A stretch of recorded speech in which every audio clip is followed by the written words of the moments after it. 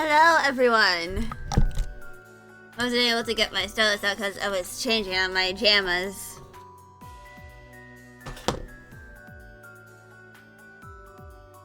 Yeah.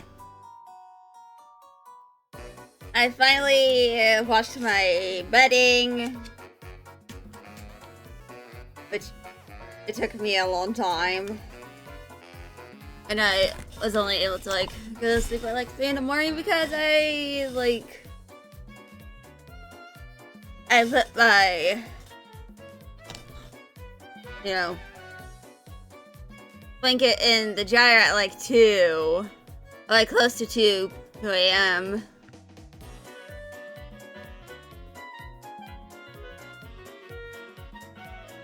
But yeah.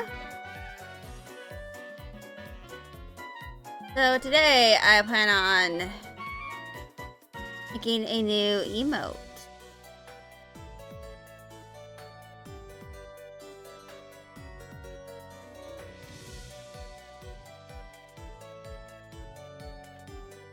And it's gonna be based on these 2 panels from Delicious in Dungeon.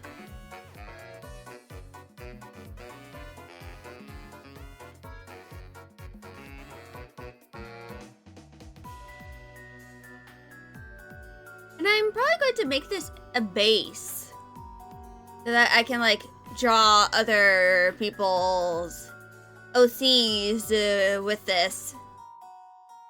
So that it's gonna be cheaper than my usual drawings, my other listings. Over on VGen. It's probably gonna be something like $20. $15 to $20 because of the base.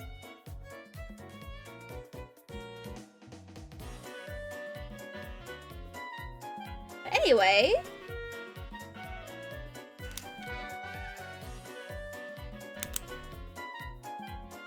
I'm gonna go take my Adderall.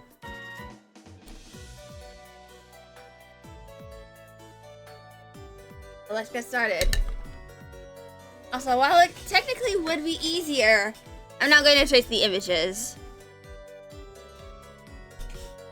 Because, I plan on eventually using this as a commercial thing. And if I, trace another person's work,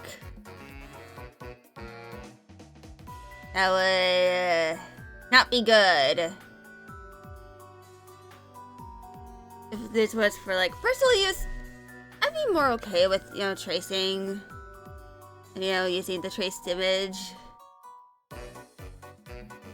as to study.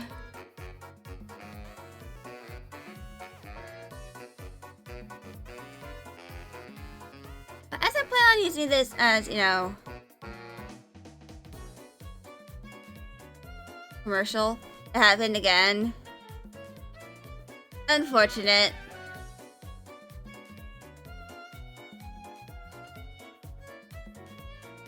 Unfortunately, that didn't get into a fight again.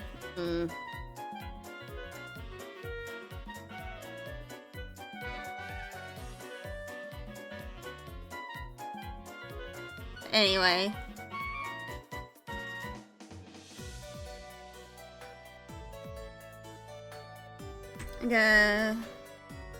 And begin this.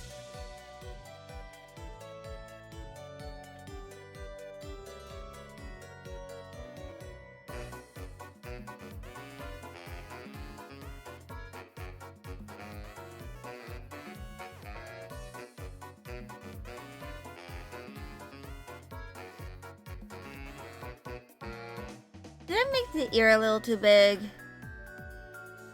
8,125, hell yeah.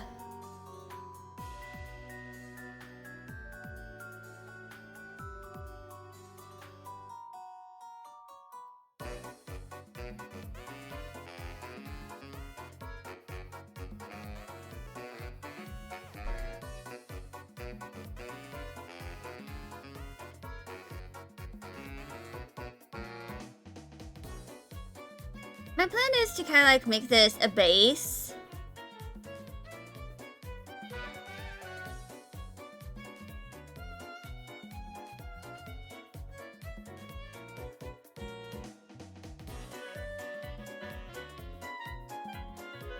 So that, you know, I can have this as like a potential listing.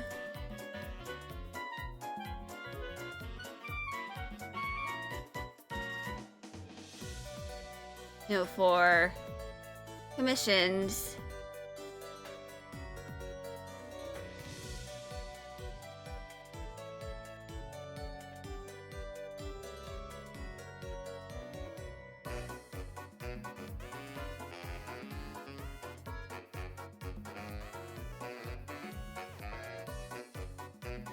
Right now I'm just doing a gesture.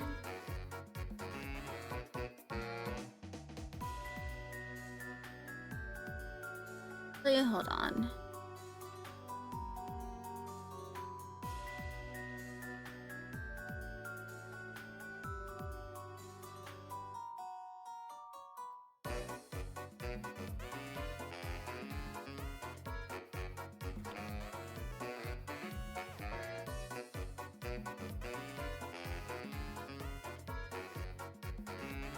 Right, there we go.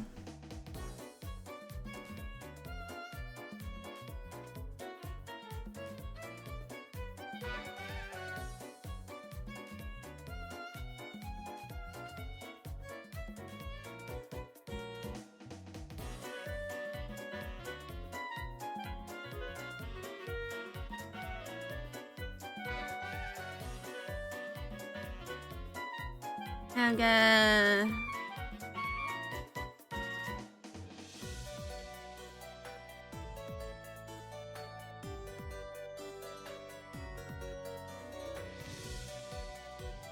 do that, I think.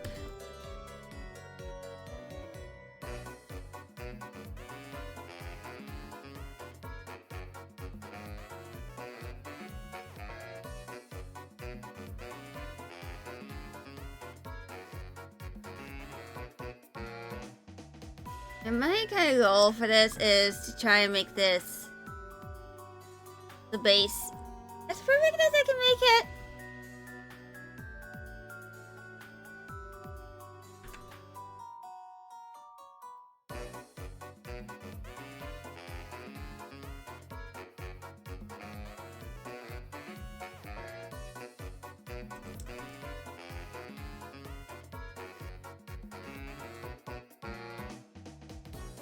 Also, there is an itty bitty calico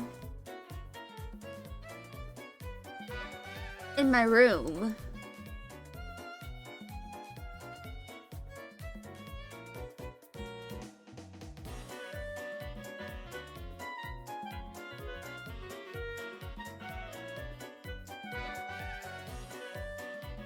The eyes look wonky.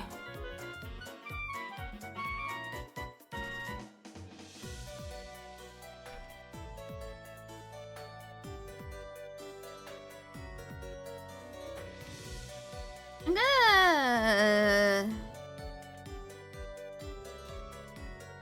do this, I think.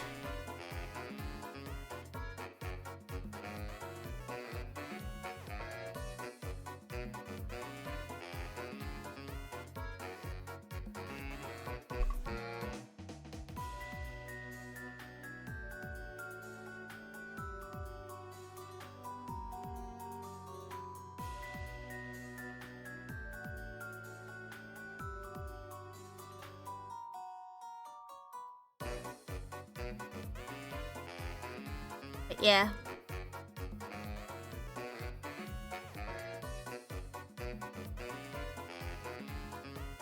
Hello, Shadow! How are you?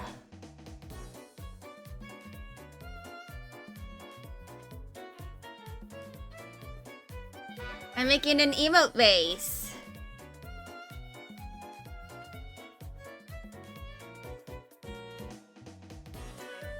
Tired? Yeah. I woke up. I only had like 9 hours, I think, of sleep. because I was washing my bedding late into the night.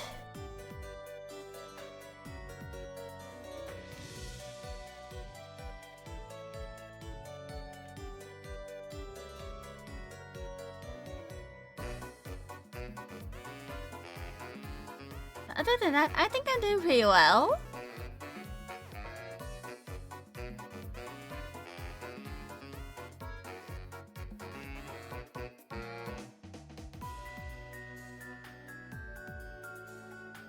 Yes, this is going to be, you know, a base.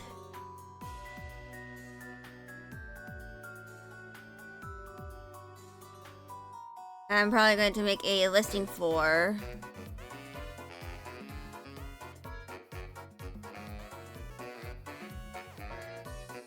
Which is probably going to be one of the cheaper options because, you know, it's a base and not like 100% just something I have to make all on my own. So the listing on it for VGen is probably going to be like $15, $20.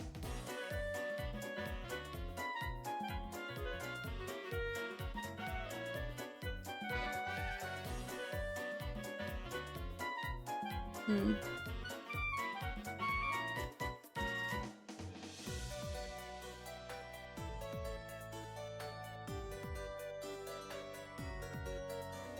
Mm-hmm. Yeah. I also plan on adding a new listing that is going to be for like, you know,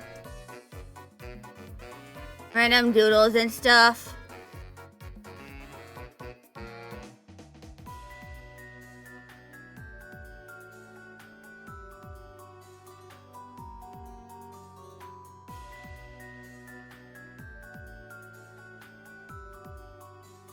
Of a character of your choosing.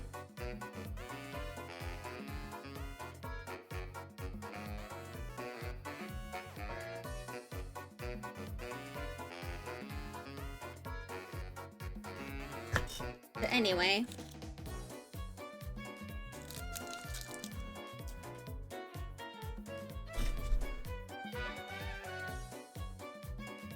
I have a Magda with me. Actually, last night, or like 2 nights ago, I replaced her old box. Now she lays in a chili box on my bed.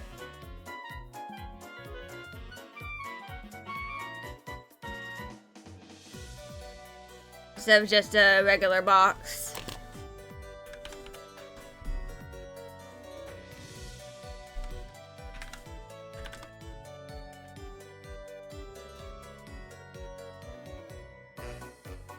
Now it is time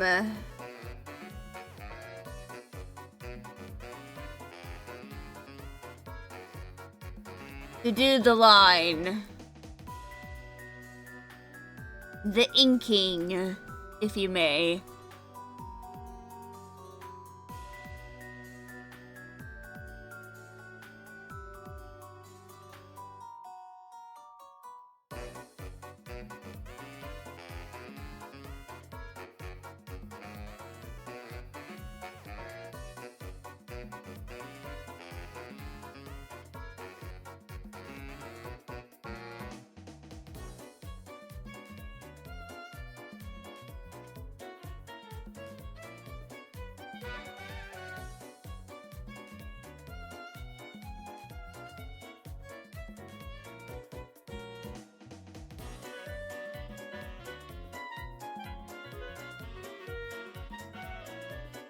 And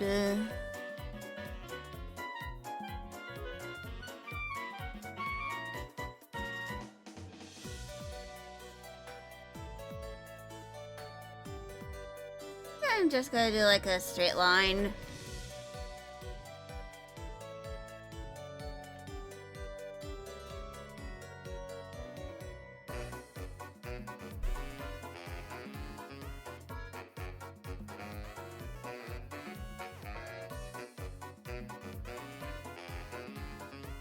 Yes, this is a panel I'm kind of like referencing.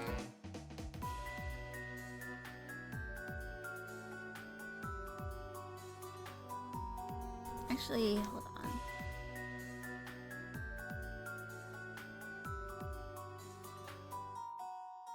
Yeah, I think that looks a little better.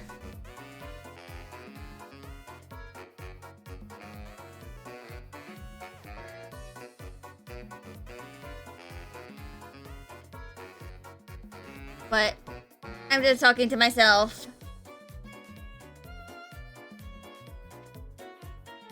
about, you know, art stuff.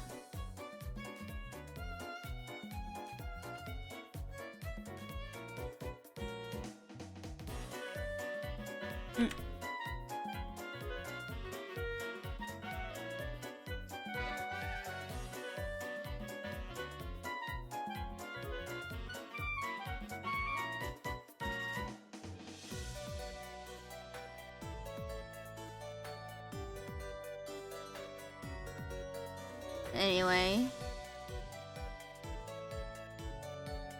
I'm actually gonna do the face on a separate layer.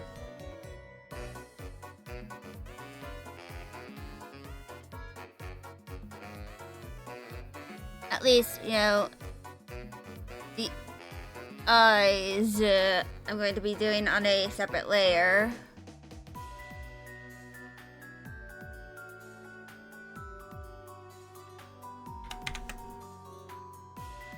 And then I'm going to flip horizontal.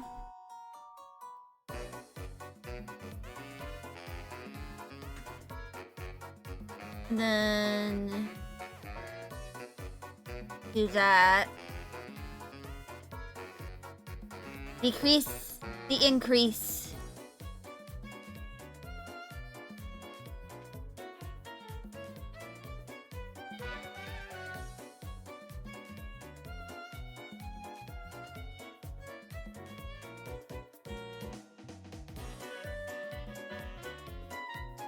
And then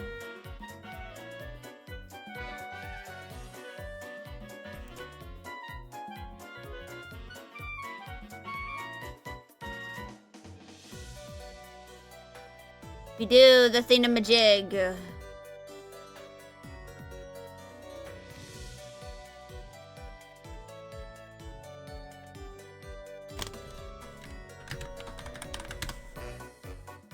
And now I'm going to do a funky little thing called invert select area. And I'm going to do this.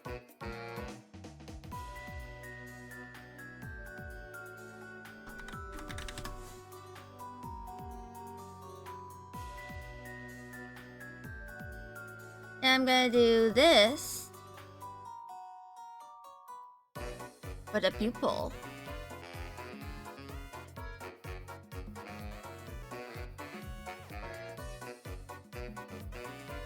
Actually, hold on.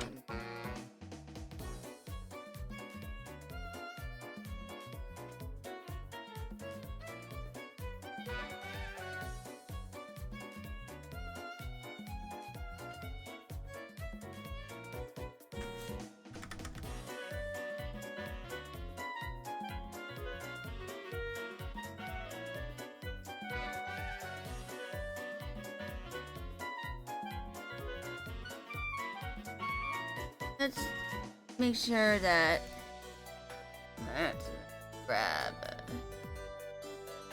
that.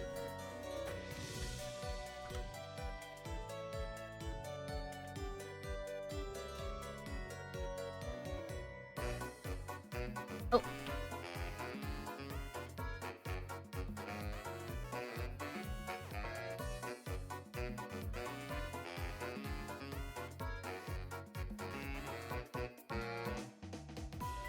I think that looks pretty. Actually, hold on.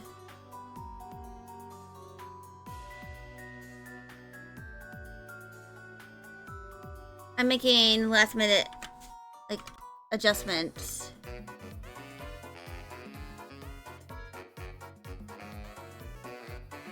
for this emote base.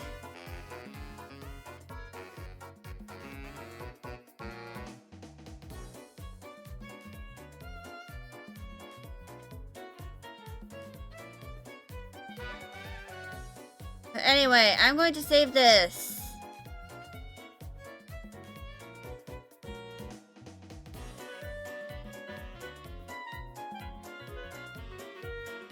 Actually, wait.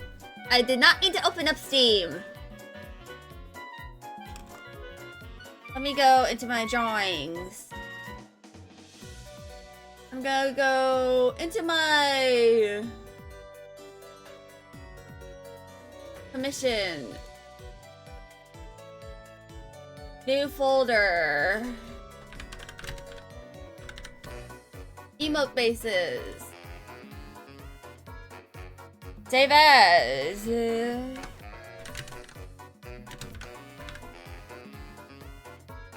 Drawings, commissions, emote bases. Autism stair base.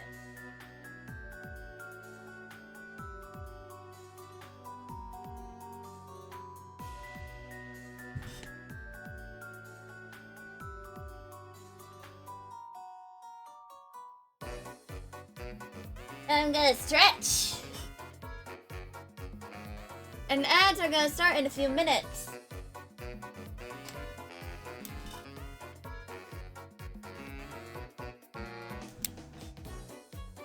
And I'm actually gonna close this so I don't accidentally add extra minutes to this. Gonna delete that. And I'm gonna do something with that later so that I, can have kind of an example of,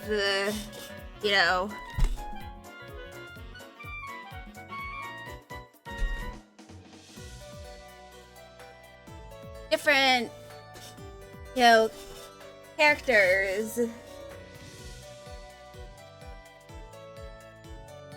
that, I can reference, that I can use as, like, examples.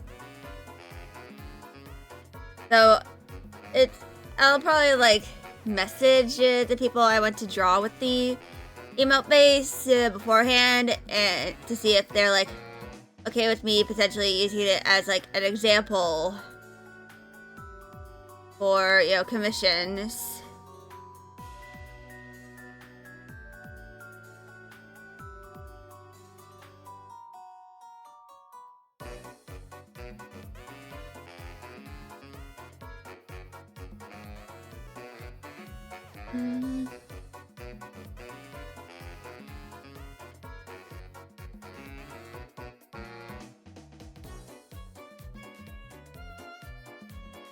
But anyway,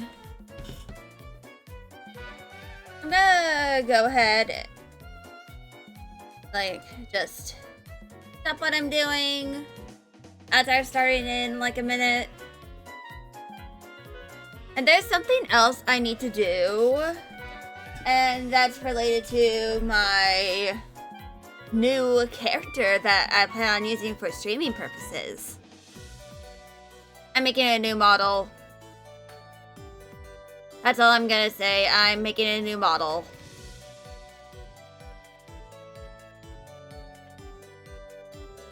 But this model is not the same character as the one I'm using right now. She's a different character in a different story.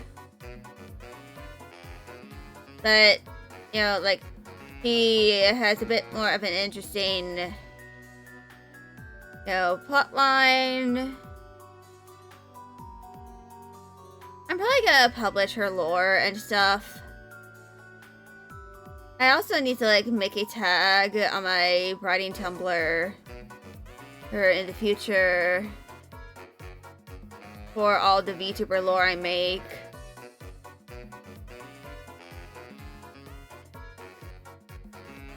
Oh, that could also be a potential commission thing.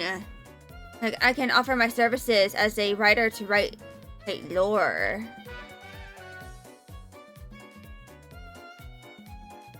Like, kind of like exposition-y.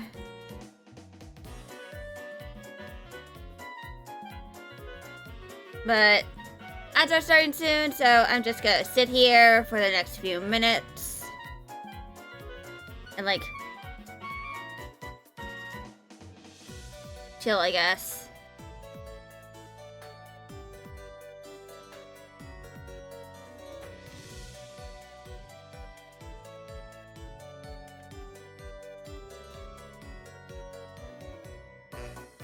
Also, I'm pretty sure I'm here in an airplane.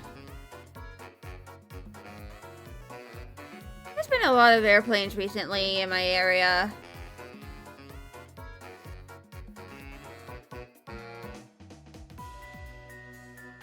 So, yeah.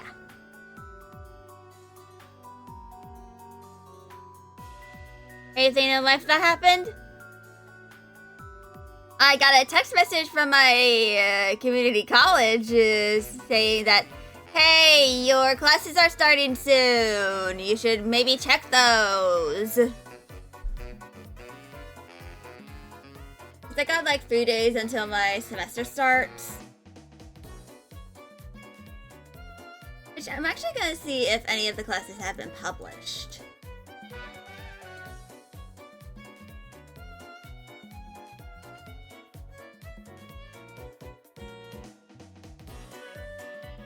All courses. None of them have been published yet. Oh boy. You looking forward to it? Yeah, I'm looking forward to it because sometimes I feel like I'm gonna. Sometimes I feel like I'm like frothing at the mouth. At my classes being like, come on, you can publish early. I definitely won't be doing several assignments early. You can trust me not to do that. Lying through my teeth. And yes, I do have a tendency to like do assignments early because it's just a temptation. Unrelatable? Yeah. But that's kind of like a thing, something that started happening like last year in my fall semester. Like, because some of my classes, you do all your assignments while they get collected. Yeah. But to be fair, I like trying to do all of my assignments as early as I can. Like, as soon as I am able to have access to the assignment, whether it's, I have to write something, I have to do a quiz, anything along those lines, I plan on, like, doing that sort of stuff. You forgot most before you go home. But anyway, welcome back from ads. You don't even know when most of your exams are. But to be fair, since I'm, in college, you usually get a syllabus, which basically explains what the class is about, and oftentimes, especially if, you are in an in-person class, the syllabus will often explain when certain assignments are going to be due. And this includes, like, major projects and exams. Or if you do your classes online, for Canvas, which I use, there is a calendar, and that will tell you when certain assignments are due.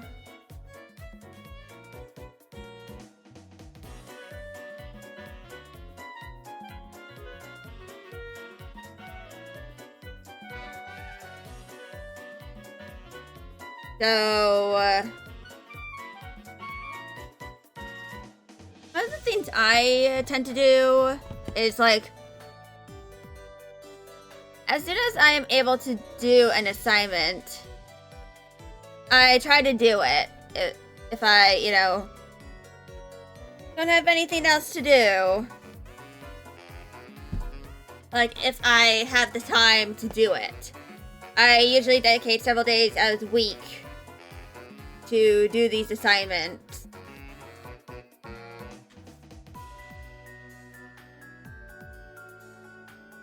But yeah. And usually my assignments tend to be due on like Sundays or Monday, or sometimes like on Fridays or Saturdays. So usually what I do is usually on Monday I need to be more like me. Well, I used to not be like this. Sometimes back when I first started, I tended to struggle a lot with getting certain assignments done on time.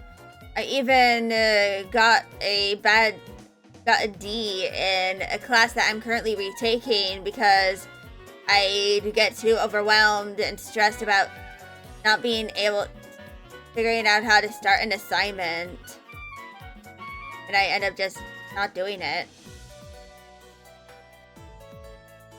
But something I started doing last year, or in 2025, is, so for context, I have a bunch of sticky notes, like a lot of sticky notes, or like post-it notes, and I of course need to start using them up. So I started writing down 2 days of the week and, like to-do list. Just for those 2 days of the week. I usually list a specific day.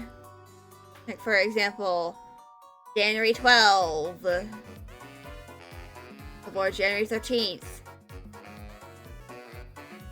And then I will put a bullet point for the 2 days, and then, Adderall or Vyvanse, depending on which are, the ADHD medication I take. And then I will list several assignments with the ID of the class, like Art 101, Art 102, and then the assignment.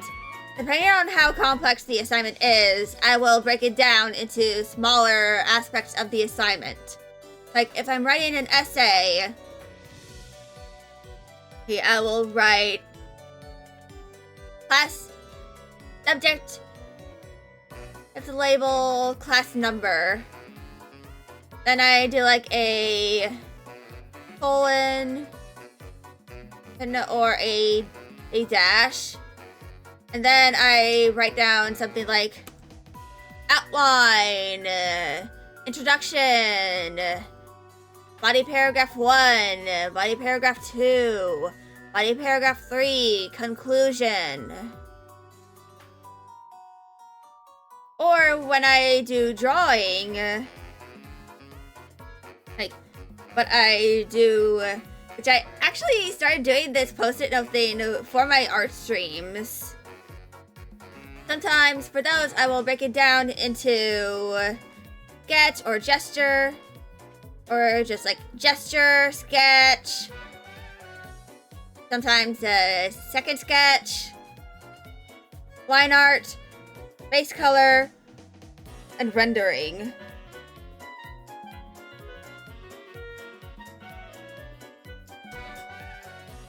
Basically, and the big thing that I do is that I place the sticky note where I am often going to look. Like, where I, am pretty often. So, for my assignment to-do list, I place it on the bottom of my monitor, because there is a space in between the screen and the bottom of the actual bottom part of the monitor. Your phone screen? Maybe you can, put it, on the back of your phone case? But I suggest, having a place where you do all the assignments as well, so that you know where you can, like, place the sticky note. And also, if you have reminders, sometimes you don't just place it on, like, a door. You were joking? Yeah, sometimes it's better if you, like, actually put it on the handle of the door. So you actually have to acknowledge it. But anyway, so depending on what I am doing, if it's something that doesn't involve, like, drawing or stuff, I put it on your TV at the bottom in front of your room and maybe your PlayStation. Yeah. So for me, if I am drawing, like I'm doing today, I will put the post-it note on the bottom right corner of my drawing tablet, where, like, beyond the screen.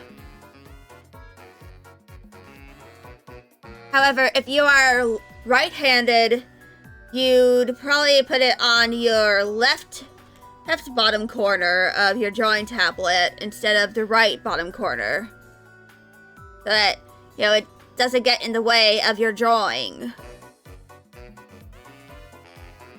But for me, if I'm doing writing, or like a quiz or some other assignment that does not require me to draw anything, I will put it on the bottom of my monitor. And sometimes I will put it on the side of a tissue box as, like, this isn't like a super duper priority. You have one, but you don't use it often. You slowly started giving up drawing since you've just gotten worse and worse and you don't know why.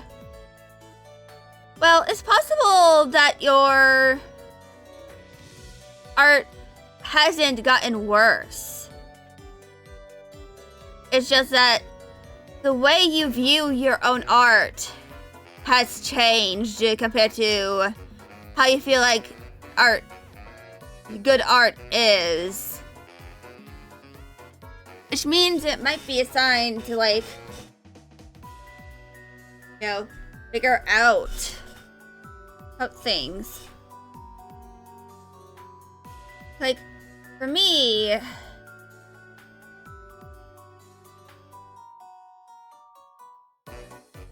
gonna draw anything you used to draw 4 years ago? Well, that kind of makes sense. We don't draw the same as we do 4 years ago. Oh, anyway, regardless of who we are, like, especially if you've had a significant change in your art style.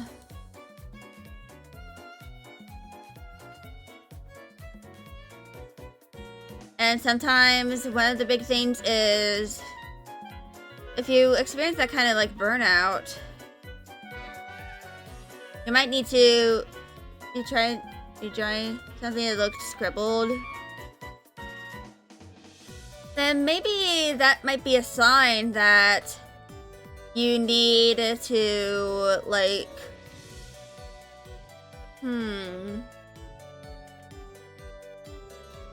Now, I'm kind of, like, bullshitting here.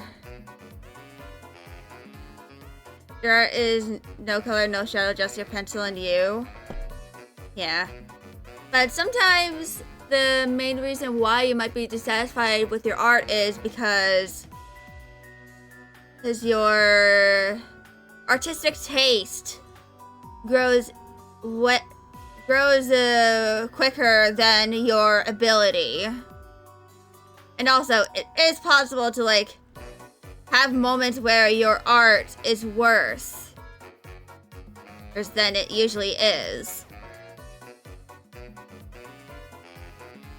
And in those times, sometimes you just need to take a break, like, not like for a day or an hour, like, take a break for a week. And other times, it might be a sign that you may need to notice your art, but you knew it wasn't bad. Yeah. Then maybe it's because you aren't a fan of your art style, and you need to like change it in some way.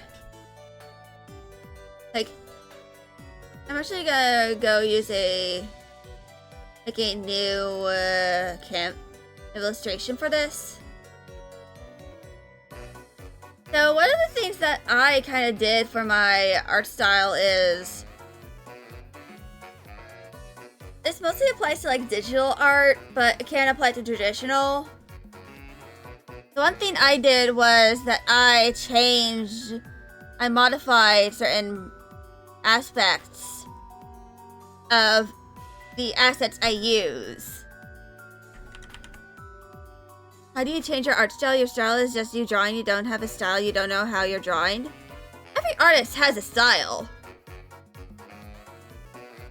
But the main thing about art style is you need to figure out, it's basically like how you like to draw something.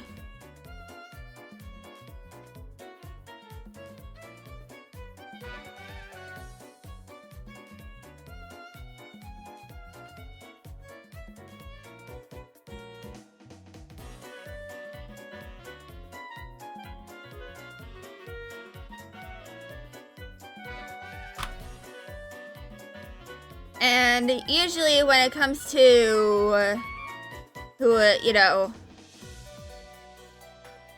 wanting to change your art style, usually something you do is you do studies. You study how other artists do their drawing. Like, what kind of coloring do they use? How they render certain aspects of, you know, the hair, the clothing, that sort of stuff.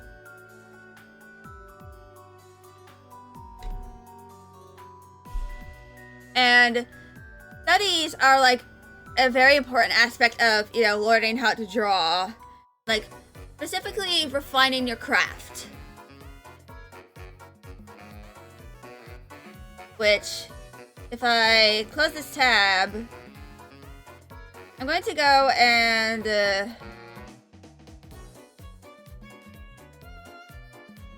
go into my references.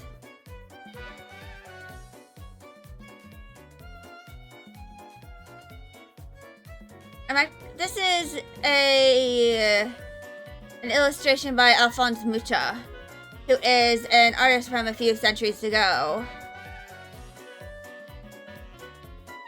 One of the big things that you might notice is the way that the hair is, you know, like how the hair kind of like looks like, you know, big like strands. So like,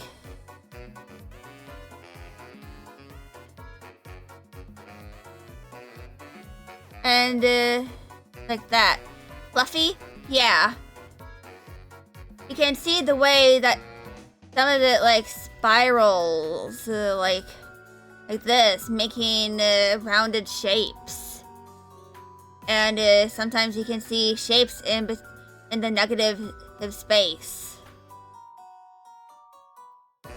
And of course, there is, you know, the way that the face is drawn. But also, you know, just the gesture can be drawn to like this.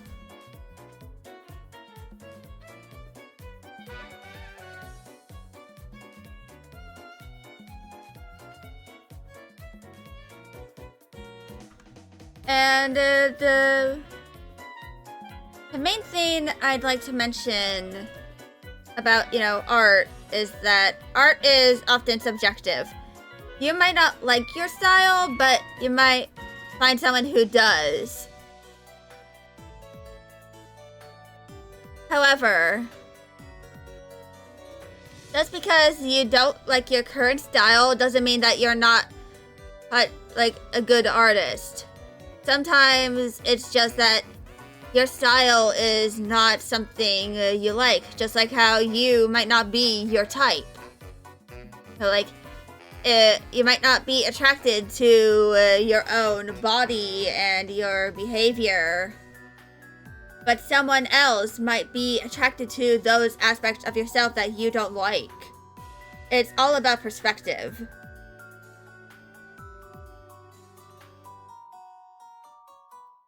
And I'm going to confess something.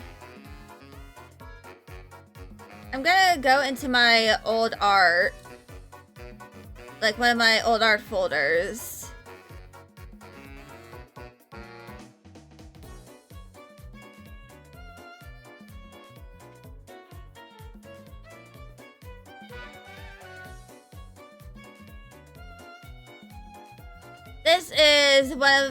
This is a drawing I made back in 2019. Like, around 2019, 2020. As you can see, you can kind of like see my aspect of my current style.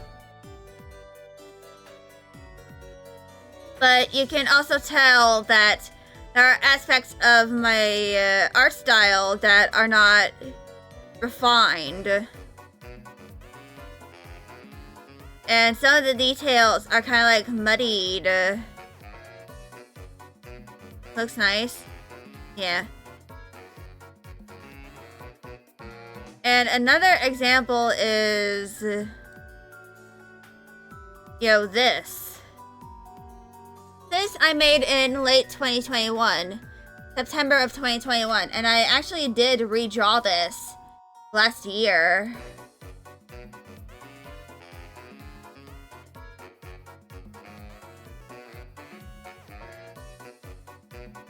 So let's go and, zoom out in both of these.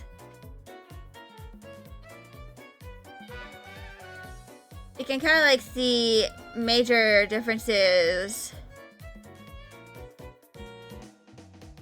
in, how I draw certain things. Like, I feel like one of the big things is the way that I draw faces. And another big thing is how thick I do my lines. I used to have pretty thin lines, actually. But now I draw lines way thicker.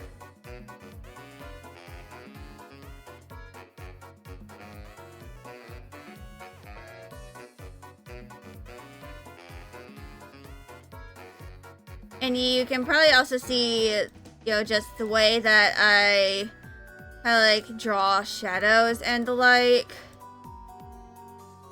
And like how I did the background. As you can see, the moons here are way different than the one that I drew over here. And there's two of them. But also, one of the big things is that I switched software in between making this and this. You don't even draw shadows or color because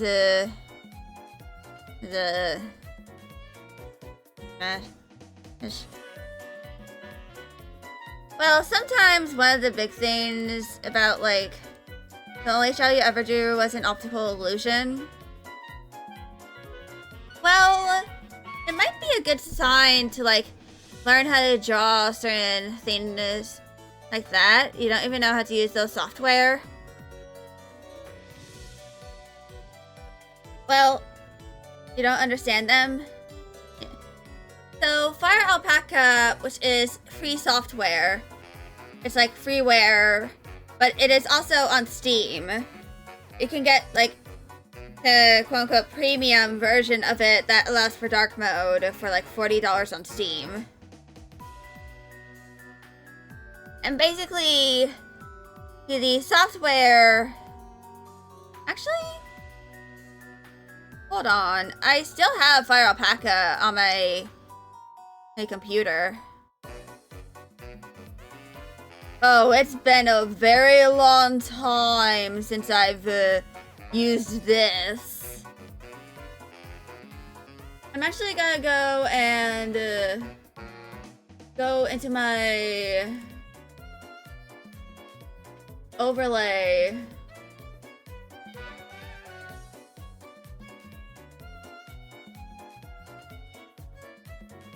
And I'm going to make a new window capture. And this is Fire Alpaca.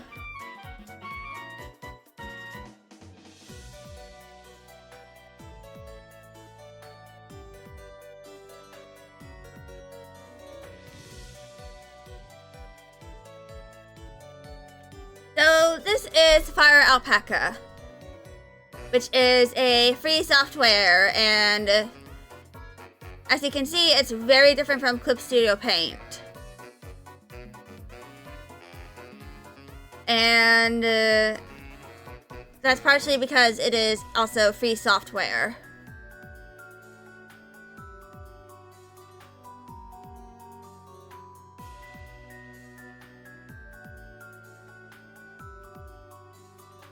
I'm actually gonna make a new drawing here. And basically, here over in the top right corner is the navigator. This allows you to see your entire drawing, you know, as a whole. And these are your brushes.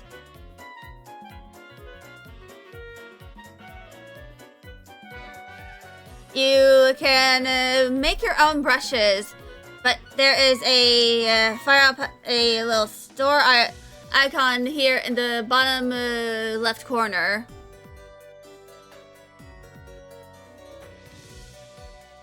And they actually add a lot of brushes, like, pretty often. And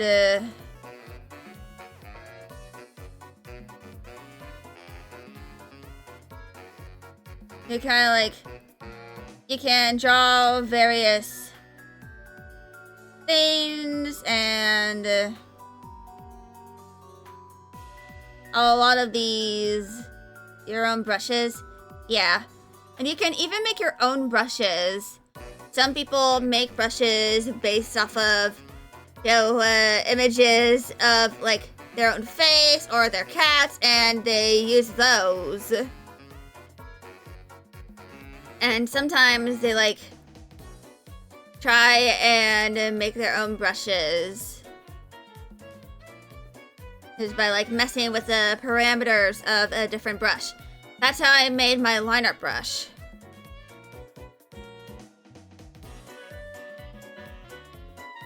But yeah. Generally, one of the big things about, you know, digital drawing is that you often have different brushes that you can, like, buy or install. And these can often help with, you know, the drawing process. Like, for example, the zipper brush. Sometimes a lot of people make brushes for complex items that they have to draw frequently. They don't have to draw them, like, so that they can reduce the amount of time they take on an illustration.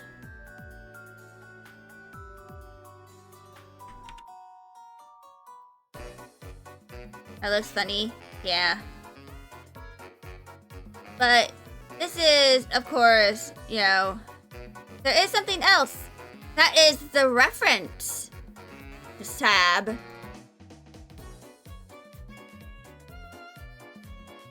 And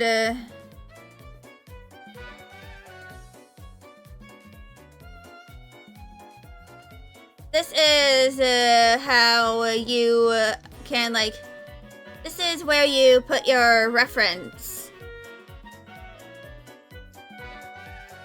And you can, depending on what software you have, you can have a bunch of references, and you can scroll between all of the references you have. And it makes it easier in order to draw based on a reference. So you don't have to, like, constantly look at a different screen. And you can just glance over at the reference where it is. And then you can draw based on that reference.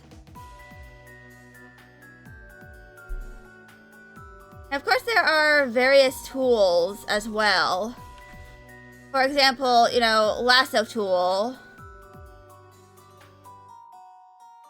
Over here. Some people actually use this for their line art.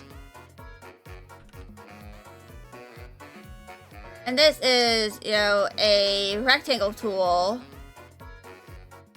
You can use this to draw rectangles. And then there's the bucket tool, which you can just fill the canvas with a single color, like a part of the canvas. How do you even draw with that? It's kind of like an applied skill.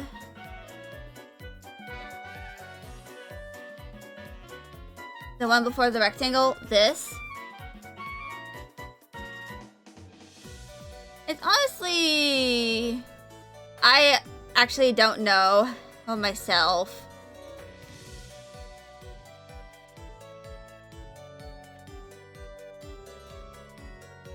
But it's, you know, something. There's people who actually use this in order to do their line art. And then, of course, you have your gradient tool.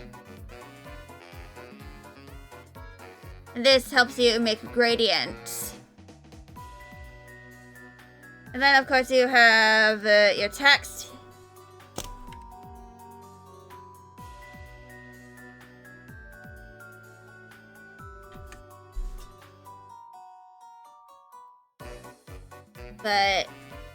And you also have an eyedropper tool, which you can use in order to, you know, drop color, like grab a color from different parts of the canvas.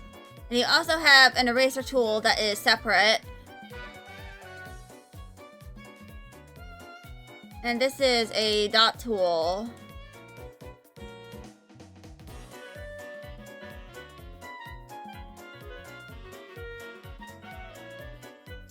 But anyway, I'm gonna go and delete that. What do you use as a tablet? Like a screen? Yeah. I use an XP Pen Gen 2 16-inch drawing tablet. I used to have a Gen 1 that was like 20 inches.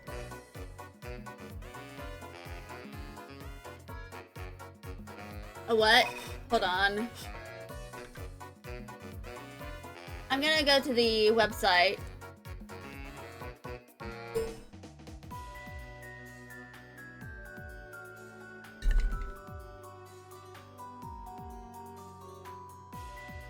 And they have it. So one of the big things about, you know, drawing tablets is, so let me go and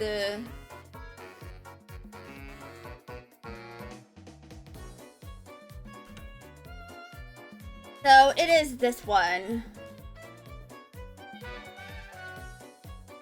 At least I believe so.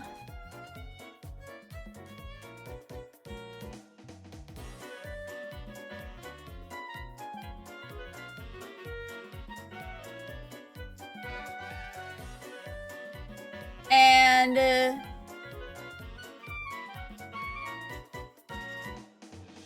There are various, almost a grand, yeah.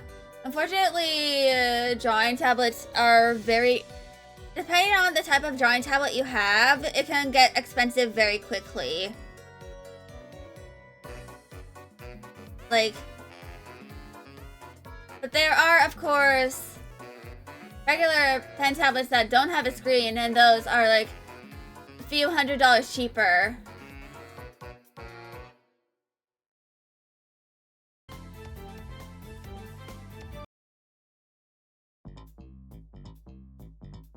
That one you can't use for shit. Yeah. It could be because the drivers are like incompatible with the software that you have. You're so unbelievably bad that you can't even make 2 lines. Oh, it worked? Then it could be because of the stabilizers. Stabilizers are what you use, or what helps make the lines a little more smooth and less wonky. You've been trying? I think it might be a sign that you need to like do some exercises, like, you know, drawing exercises. Like, there are exercises where you like basically draw a bunch of lines and shapes and stuff. I remember hearing about it. I mean, so basically, you usually do this with like traditional, but you basically just draw a bunch of lines over and over again.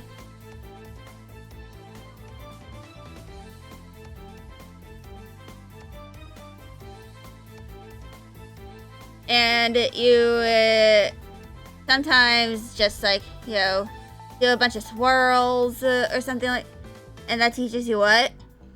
It's probably like, it's a way to help figure out, you know, line control. Like how you do the draw, how you can draw the lines. But of course, there is one big thing, and that is drawing from the shoulder. It's you usually get more consistent and even lines when you draw from the shoulder. I don't have that rigged in, I don't have the shoulder rigged for the art arm, I think. But yeah, from the shoulder. But you draw from the shoulder. Or instead of the wrist. So like, you basically draw from the shoulder instead of the wrist. And that helps with getting a more even line.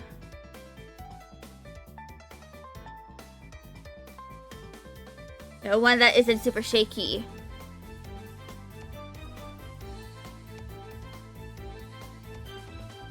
I mean, like, don't move your elbow or wrist and only move the shoulder? Yeah. So, depending on what you are doing, you might need to move the wrist. Like, if you are doing a flick, you know, it's easier to do that with the wrist than it is, you know, if you want it curved, you just... No, not that. A flick. Like a flick. Usually you, depending on the, what you are drawing, but like, generally you draw from the shoulder. And then for certain details, you can flick your wrist. You flick all your lines. No, it depends on what you are trying to achieve with the line. All your lines are slightly curvy. Eh. All lines, unless you're like using something like a line tool over here. All lines have a natural curve. But that's because we're human. And human, we are not machines. We usually can't draw a perfectly straight line. Like, this is as straight as a line I can possibly make, but it is still curved. Oh, like that. Yeah. I'm not an actual teacher. So, I don't know how much I can actually help you. You know, with, learning how to, draw and, refine your craft.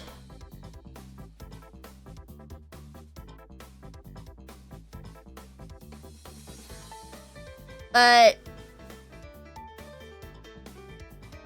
that is one of the main things that I have learned in terms of, drawing. You draw from the shoulder. The tips have been helpful, you think? I'm glad that they're at least somewhat helpful.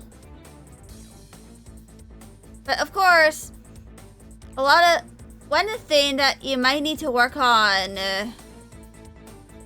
is doing exercises to strengthen your arms and wrists and stuff. You can use small weights and just do wrist curls. Most of the stuff you find online is usually the most useless stuff. Yeah. But I think one thing is you might need to do some research onto certain things to train your arm for better drawing. It's not really better drawing per se, but the exercises are to help reduce pain that you can get if you end up with carpal tunnel, which a lot of artists end up experiencing carpal tunnel at some point, especially if they draw professionally. It's to help reduce pain. What's that? So this is your hand. There are bones in the hand. And these are your metacarpals. At least I believe they are your metacarpals. They basically are the point, they connect to your fingers. And then there are some bones here that connected to the wrist. If you strain your metacarpals too much, you can get what's called carpal tunnel, which is pain in your metacarpals. And that can extend down to the wrist and your arm. Something that a lot of artists do is they wear compression gloves or compression sleeves when drawing. And the pain when you're writing exams and stuff, yeah, that's carpal tunnel.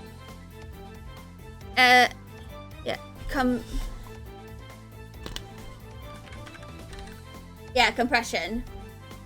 Basically, they add pressure to the area, and that can lead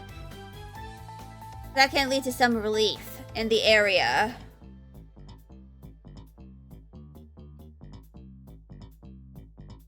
And I can say this as someone who has chronic pain. Never underestimate the power of having compression items.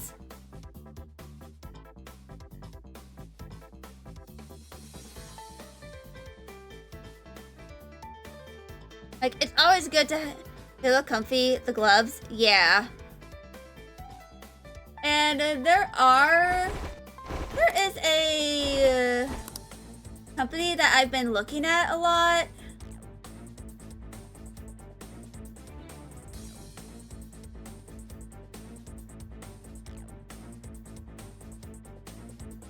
They're currently on break until the 20th of February because they have a they're doing a surgery. They do compression and artist gloves. These look like what you wear when you lose things in football.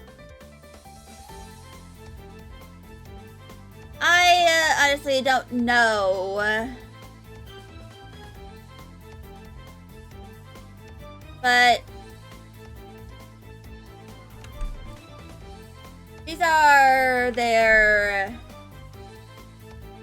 Wait, no, that's the wrong link.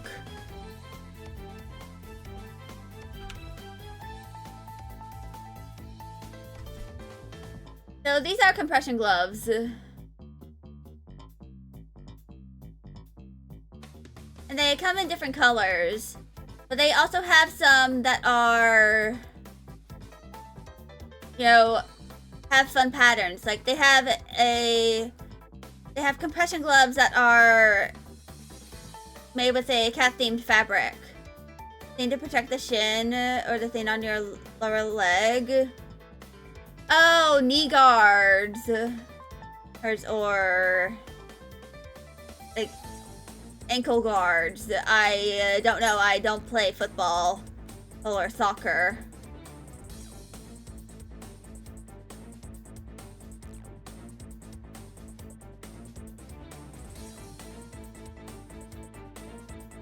Yeah, they actually have a bunch of... Oh yeah, ankle braces is likely might be what you're talking about. You're gonna look it up? Yeah.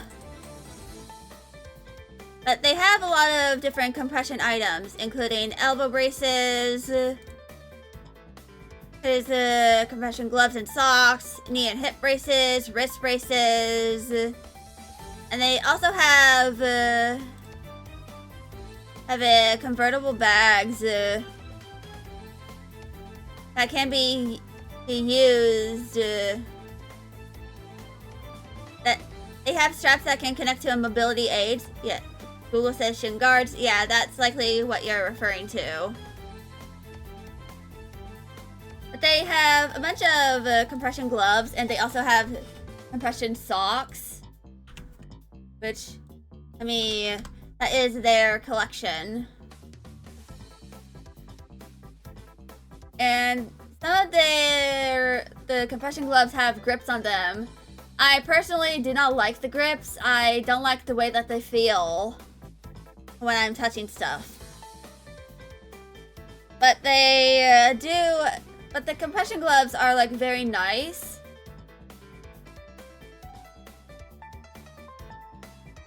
And even if you don't like, you know, some of the other fun designs, you can always get, you know, a solid color for your compression gloves.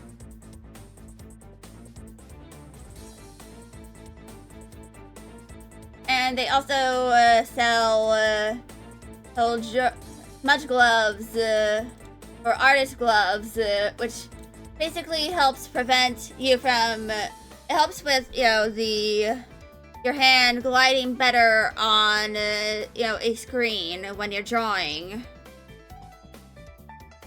and probably also prevents you from messing up lines on accident. Okay. I don't know if they ship to your country though, or if they do like international shipping.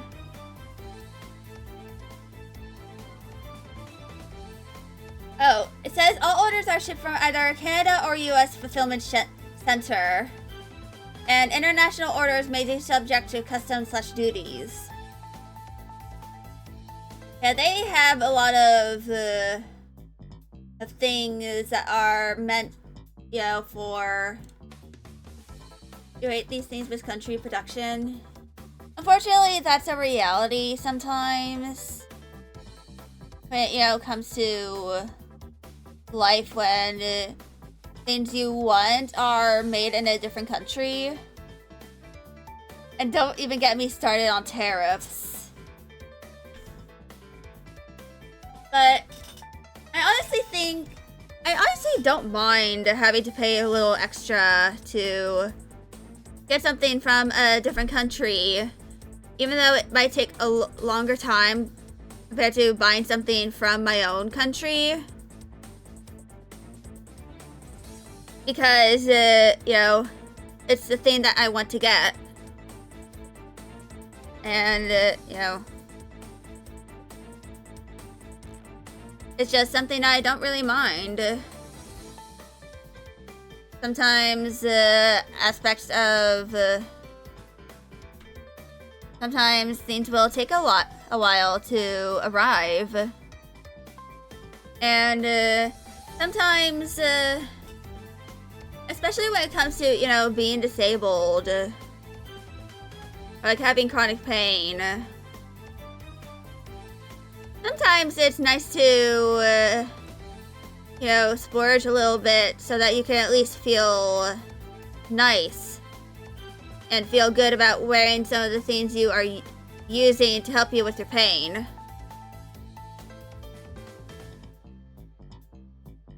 Chronic pain, is that permapain? Yeah. But chronic pain can come and go. And some days you might be able to do a lot of things that most people can do normally. And sometimes the pain is just so much that you can barely leave bed and barely can do anything other than, like, maybe sit up. And sometimes chronic pain can lead to you having to use mobility aids in order to get around to places a little faster, or at least, give you a higher level of freedom instead of just having to, stay in your home, like, constantly.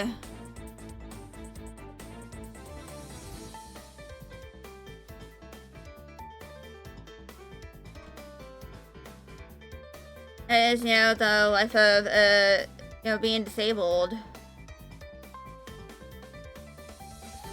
And sometimes, if it's permanent pain, you have something similar with your leg when sometimes you wake up with pain, even though there's nothing. It got worse just because you went to football training. You may have possibly injured that leg. Or there has been a strain that has been left untreated. Nah. That, or you might need to go to physical therapy in order to, like, help mitigate some of the pain. Like, my mom and I, for example, we have a lot of issues with our hips. And after going to physical therapy, some of those issues have been mitigated. And it can take a long time in order to, like, improve on your condition and the like. It was nothing there. And it could be some underlying condition that's an invisible disability. Or it could be, like, an issue with your hamstrings. I'd recommend at least trying to consult a physical therapist, asking your doctor if you can, like, go to a physical therapy.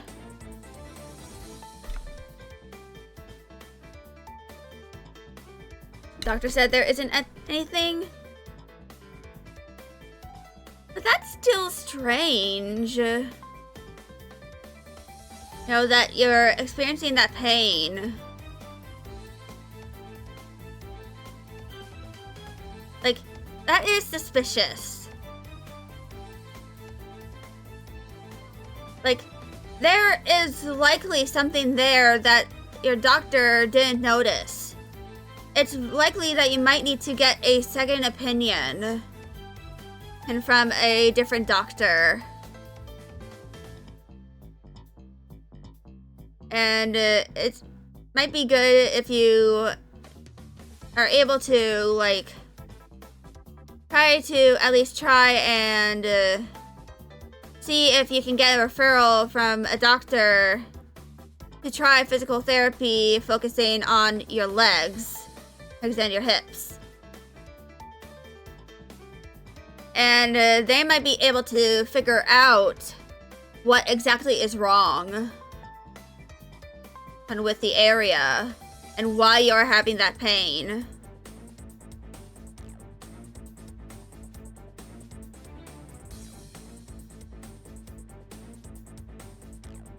Like, they might be able to figure out what it is.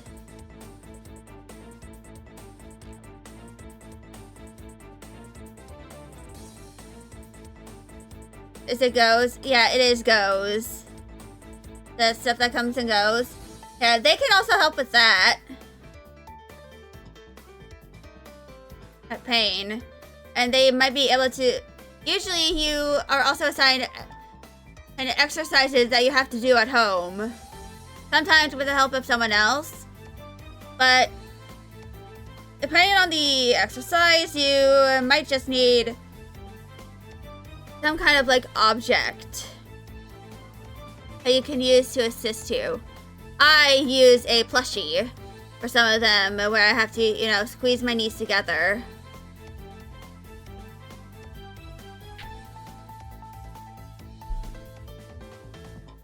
But yeah, it is, you know, something that might need to do.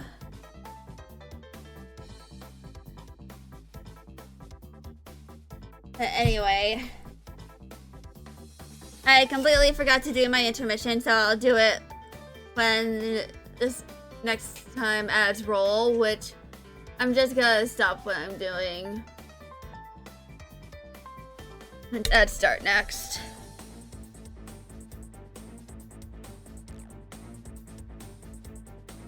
I also need to go check something.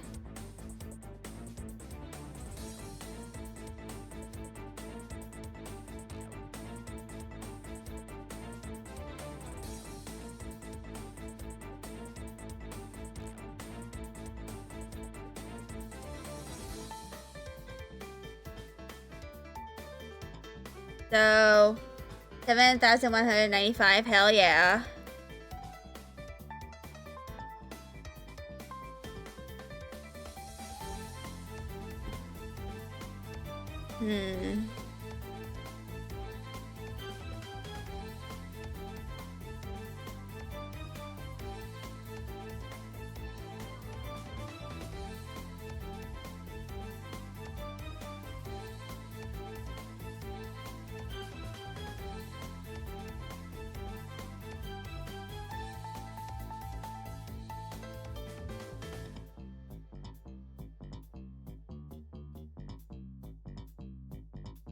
Yeah.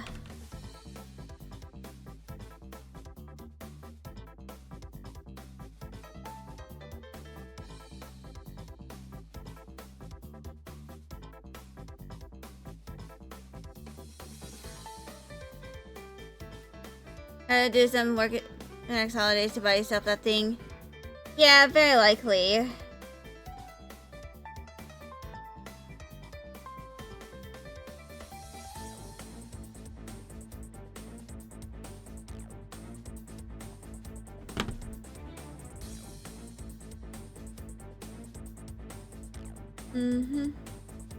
Anyway, ads have started. I'm gonna use this time to, like, take a break. And I've been pretty much sitting for a whole hour, so I'm going to use this time to get up and stretch.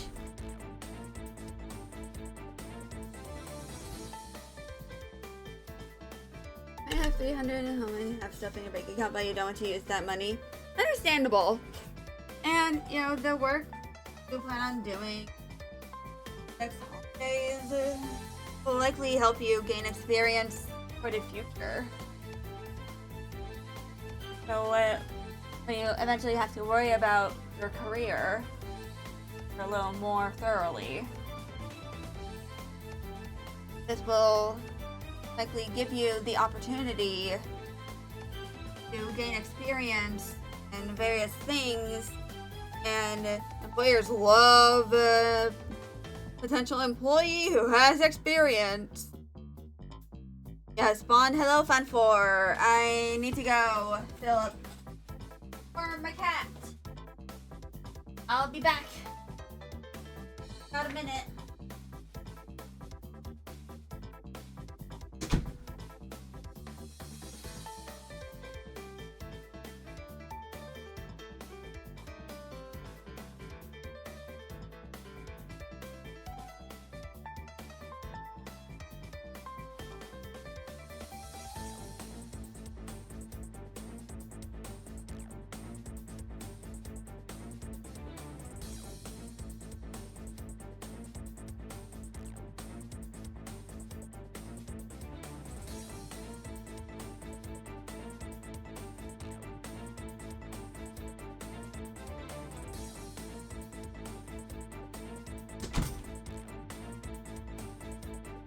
I did come back here. Just the giant wheels and stuff. Oh. But it's always good to, have experience. Make sure it might be good to try and figure out making a resume. But I need to go and do some laundry stuff as well. I'll be back. Oh, sure, it's done. Just load of laundry. I'll put in this.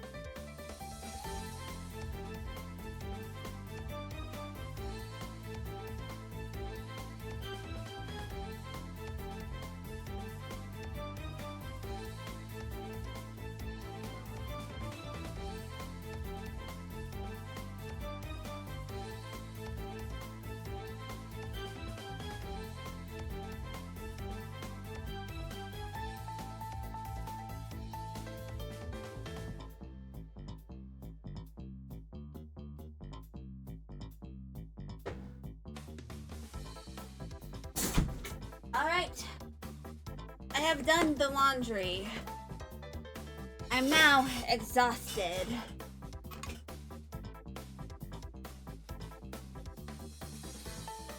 I'm gonna go hair up.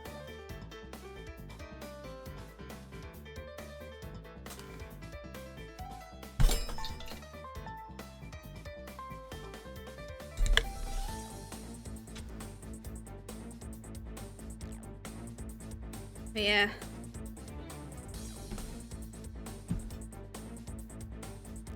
So, to explain what this is, I have a new character that I'm planning on using for my VTuber shenanigans. Her name is Astrophel Orion. And her design is kind of like based on the Aurora Borealis. And the like.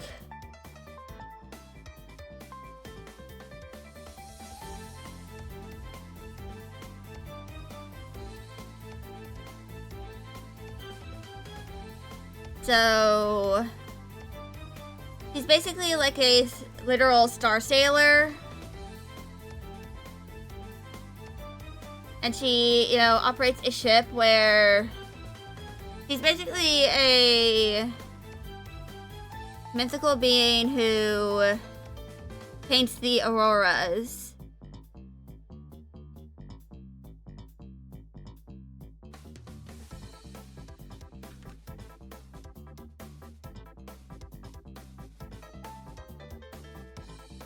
As you know, her nightly duty.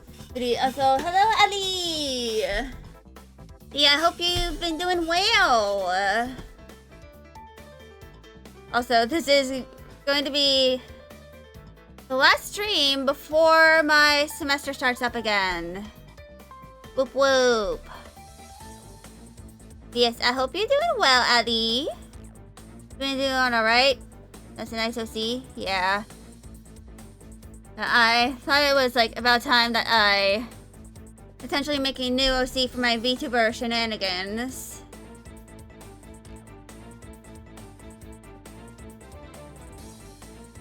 How about me? I'm doing quite well. My classes are starting next week. So I have those that I have to that's something I am anticipating.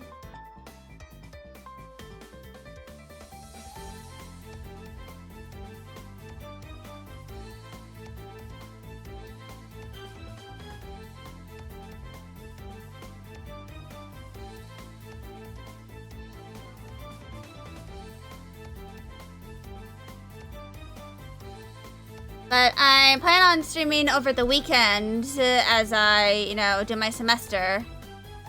And like at least once a month I plan on, like around the end of the month, I plan on using that time in order to like work on assignments on stream.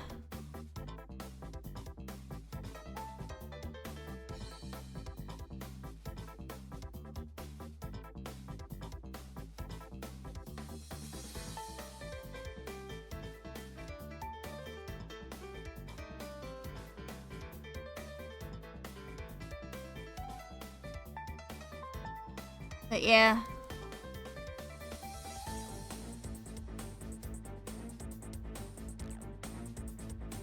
As you know, one of my plans, you know, for over the semester.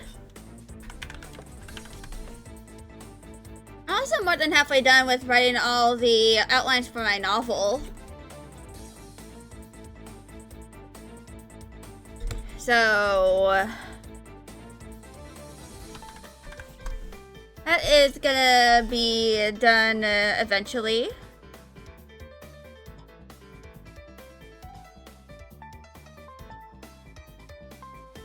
At least I think it is gonna be done eventually.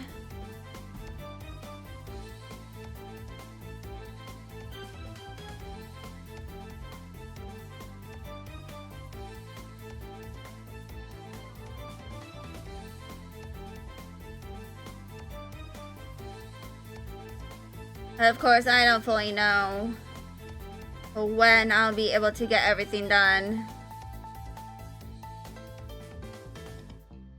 No.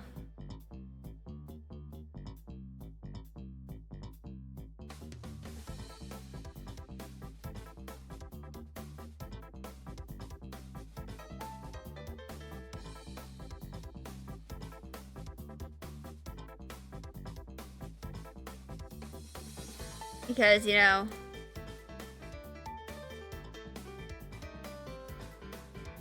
there's still quite a few things I have to do.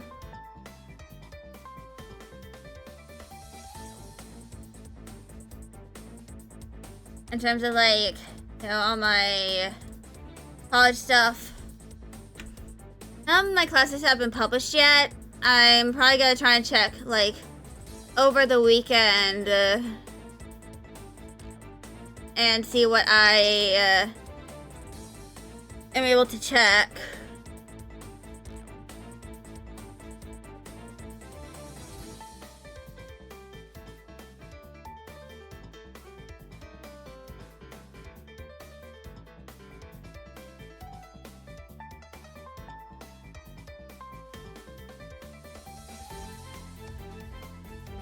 In terms of, like, what assignments are going to be available, and if I can access my syllabus, see all the materials I'm gonna need.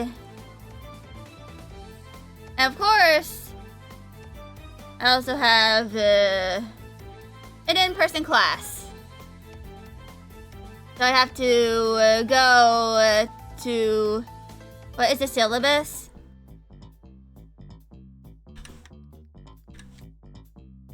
That's how it's spelled. It's basically like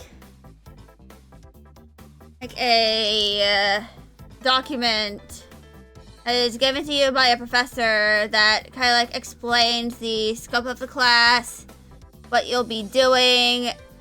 Usually it will also explain certain things you'll be doing in the class, you know, and policies regarding absences, or missing assignments. And it's generally like an explanation as to how the class is going to be. You usually have to sign the syllabus, whether it's, you know, online or in person.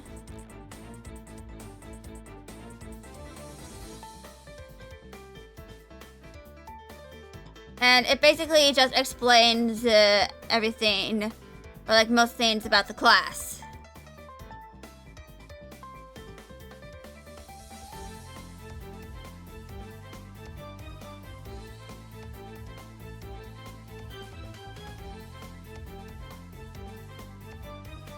Like, as much as the class as they can possibly explain.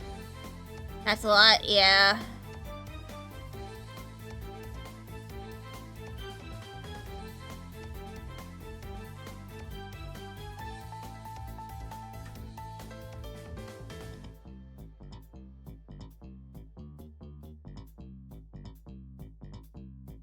But yeah.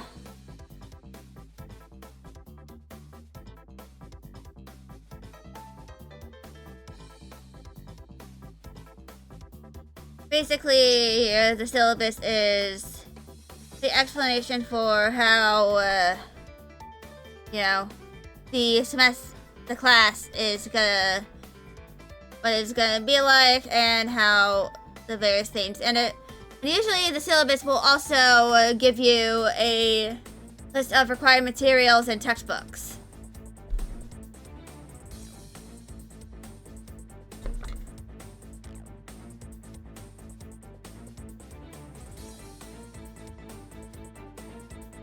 And that is one of the various things that you have.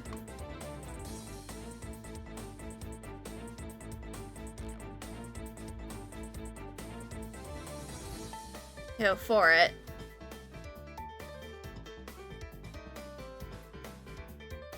But yeah.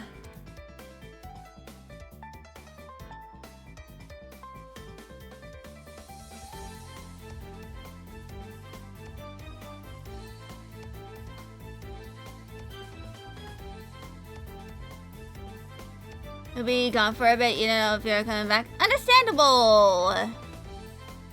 So already. So good night. Good night as well. Sweet dreams to you as well.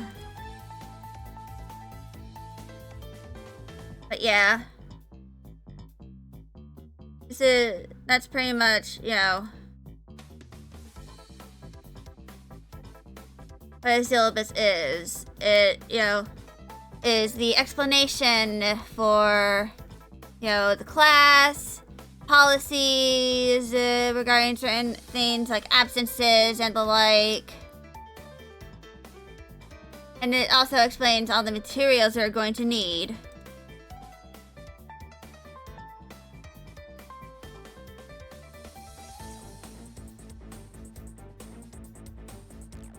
And this can vary heavily depending on what class you're taking.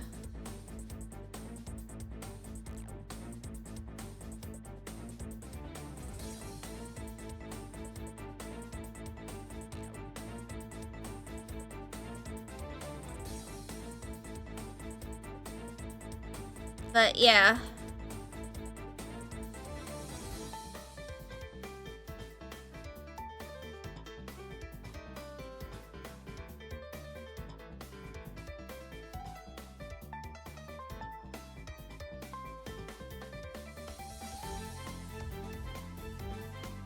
It's pretty much just what the syllabus is.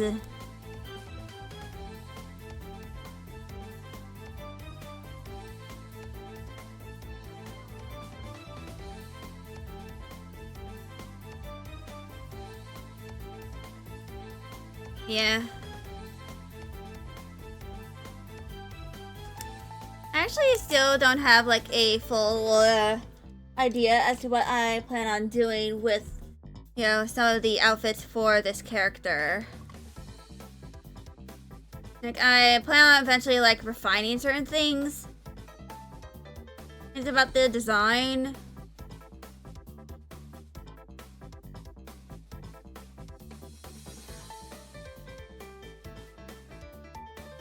But this is kind of like it for now.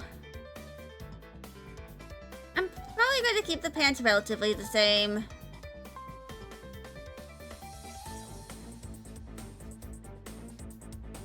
But I'm going to save this.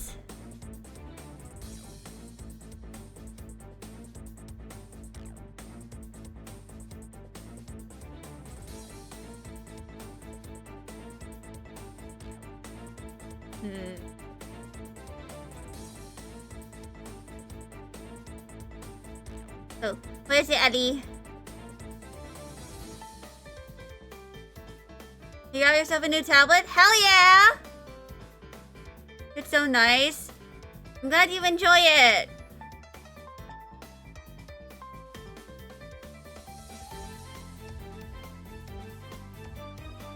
Also, this is something that I did earlier today.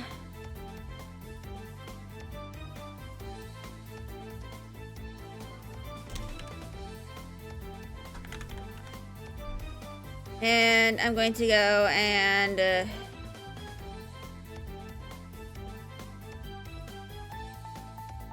decrease the opacity. You can be more mobile with art now, even if you have to pay monthly for Eclipse Studio Paint. Yeah, that's always good.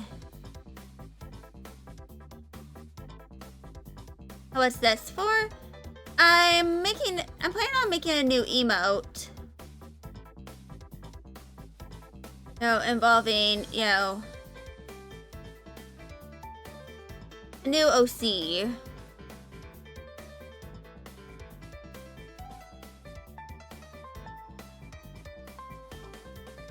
know, this one.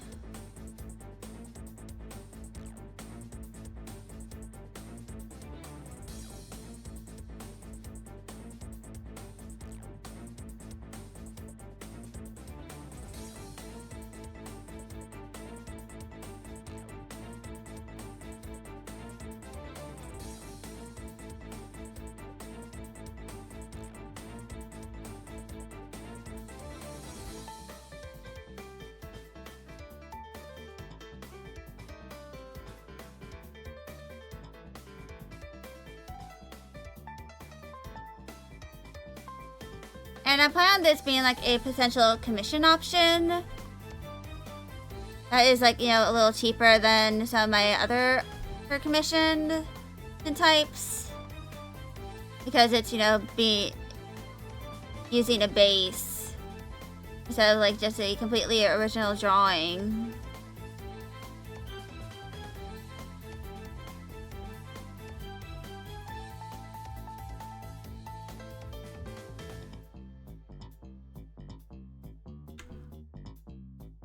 Oh, I have commissions? Yeah, I do. But they are currently closed because of the fact that I'm currently very fastly approaching a semester.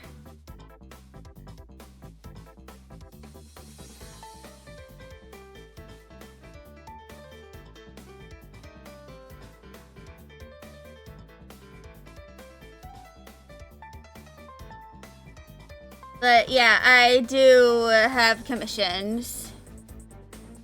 And they're actually kind of expensive. Which is probably why I have yet to be commissioned yet by anyone. Is it on VGen? Yes.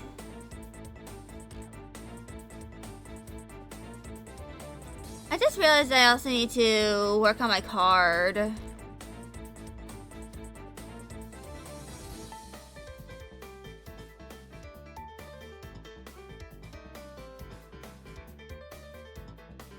So that, you know, I have a solid place where I can just have that be the link. And, you know, my Twitch.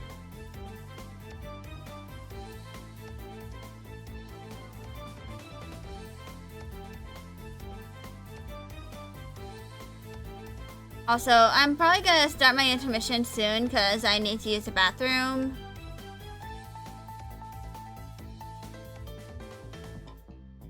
But I plan on having this as an example of the icon. No, not icon, emote. I haven't opened VGen in so long, and you were going to post your commissions there? Yeah. I also plan on eventually, like, making headers for, you know, certain fandoms. And, that I'm, you know, in.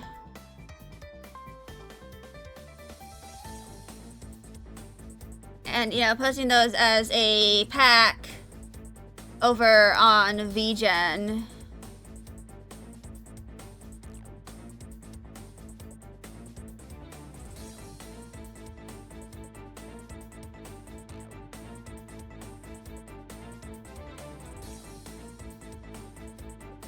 But yeah.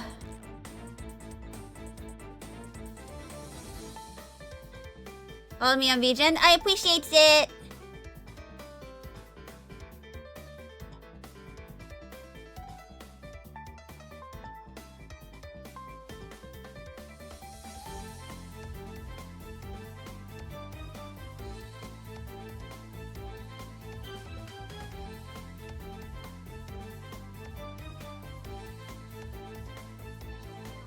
You can't really tell the price since it's translated to your currency, yeah. And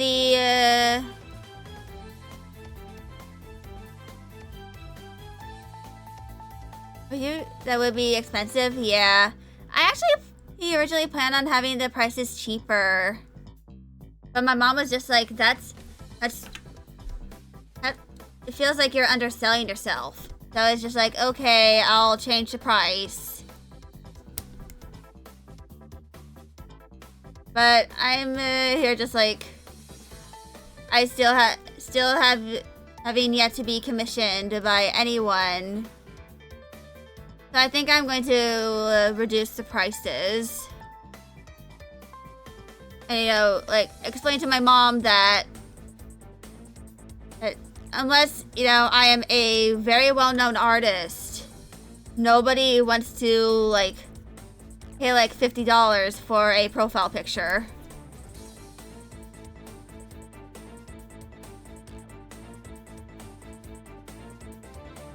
You only take comments from your friends? Yeah.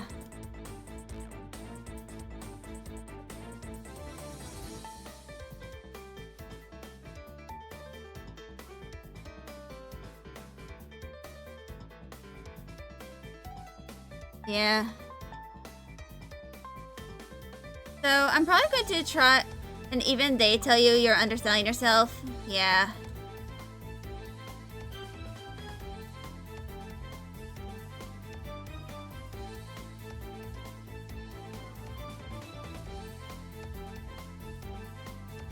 Yeah, I'm probably gonna tell my mom, like, I'm going to be decreasing the price of my commissions because sometimes, you know, a relatively unknown artist, his people are likely going to be turned off by the high price.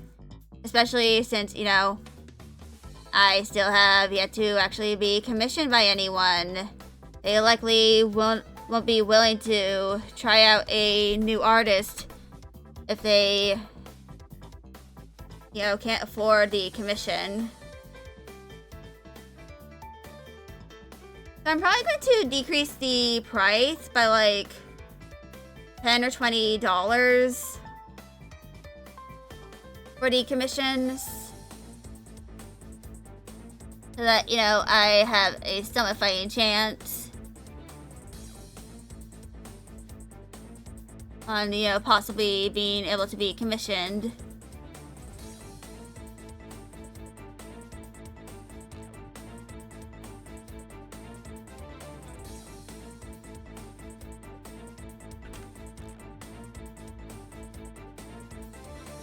But anyway, it wouldn't decrease by 20. So maybe like 10? 10 or 15 would probably be a little better.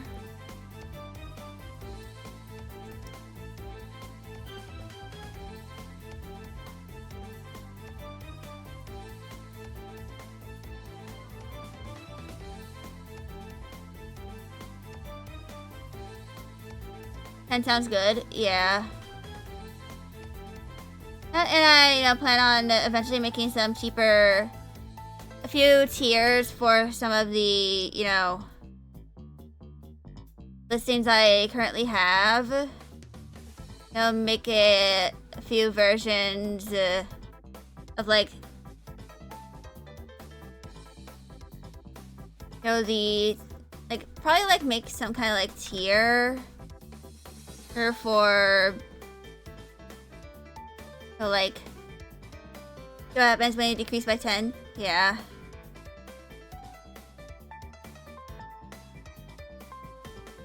So I'm actually not going to immediately upload this emote.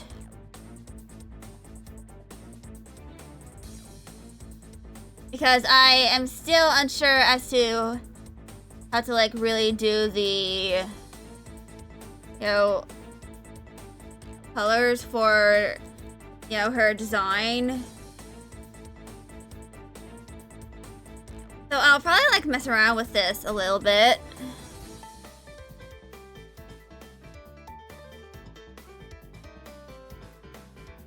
And, you know, see what happens.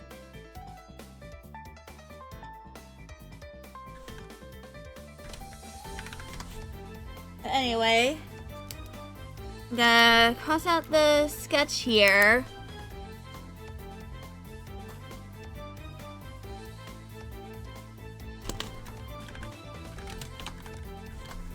And I'm going to go and quickly do this.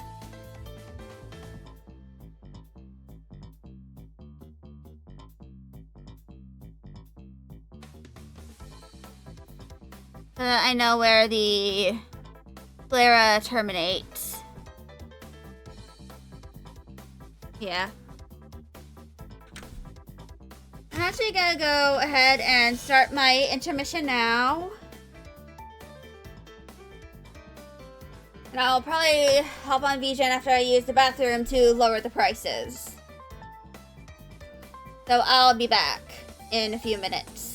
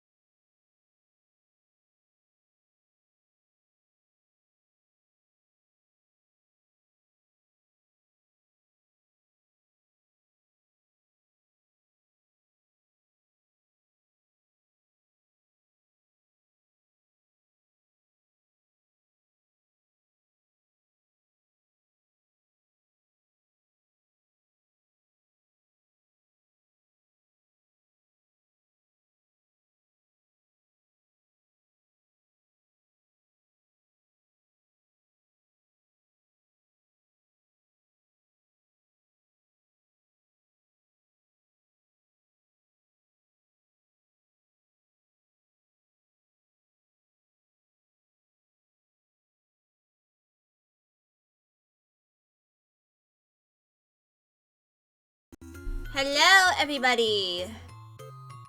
I'm back. I finally took an intermission. I forgot to an hour ago. I am wondering why.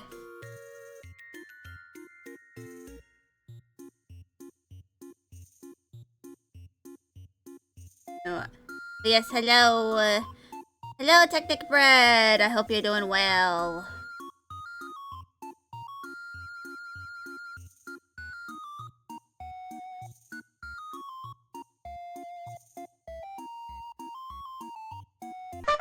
Thank you for redeeming the doot.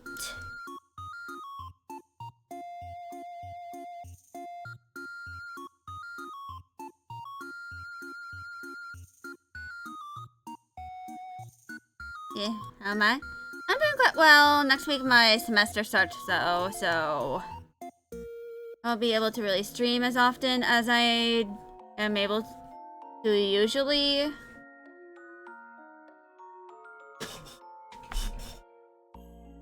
So, yeah.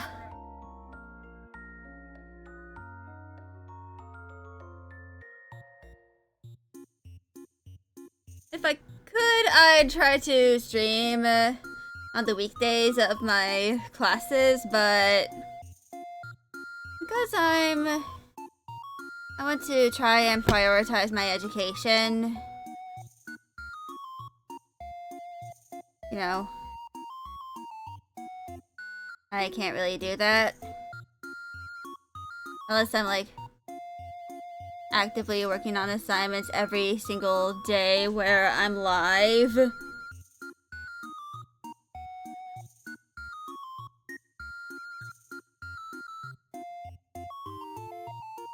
And obviously, that's probably not the best thing to do as a streamer. Because I know I can't really show some of y'all what I'd be doing anyway.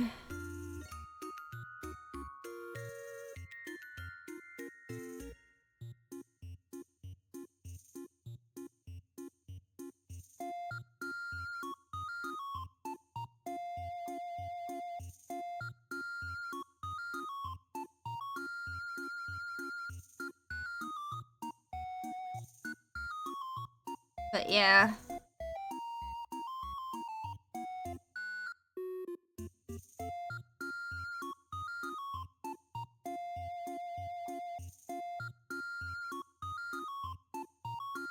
It kind of sucks on my end, but it is what it is, in my opinion.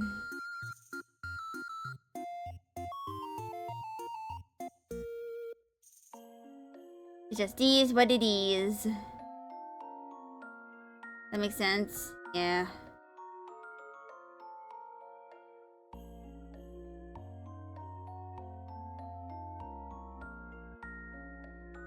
It just is what it is.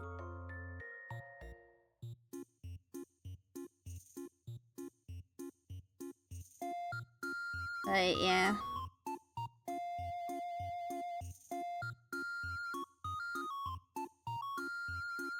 So eventually I will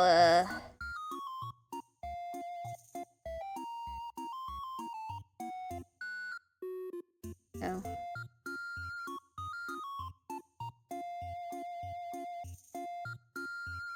I am planning on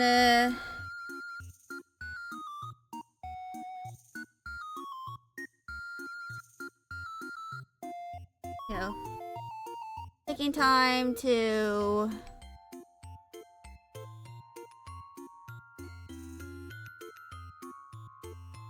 you know, I plan on streaming on the weekends during my semester.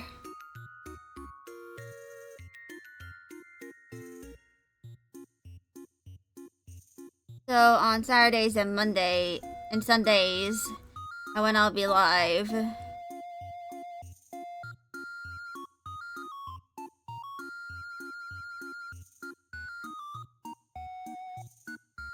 You're gonna keep looking and go to other streamers, got a few to check in on that I'm doing well. I'm glad you're doing well as well.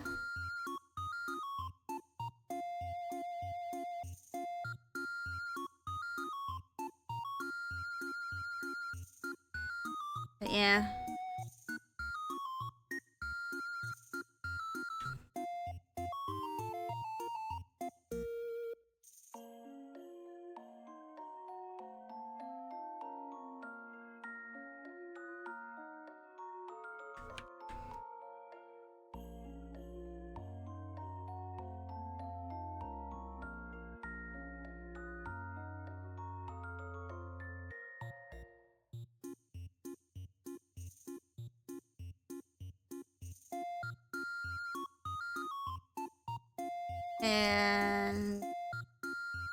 And preemptively color some of these.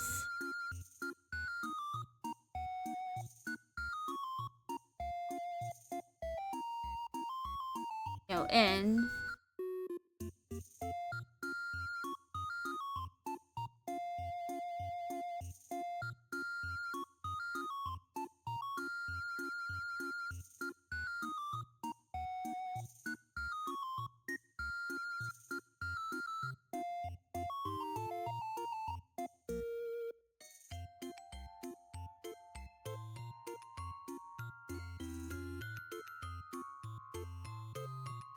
Now,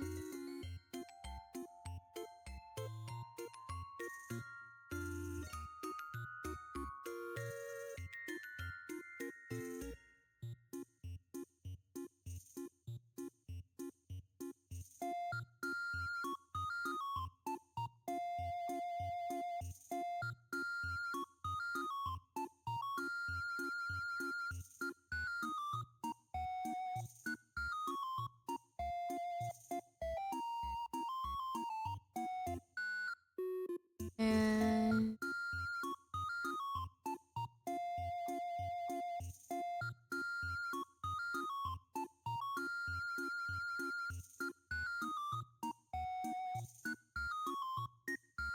I'm also gonna try and add some of the freckles as well.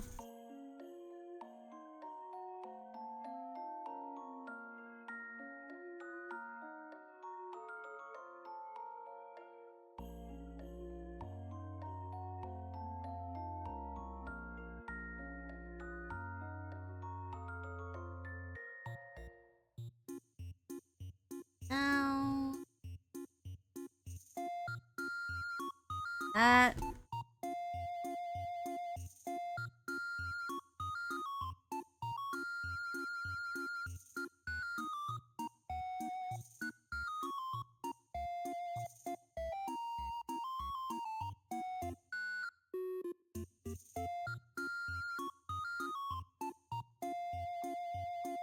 I'm going to do this.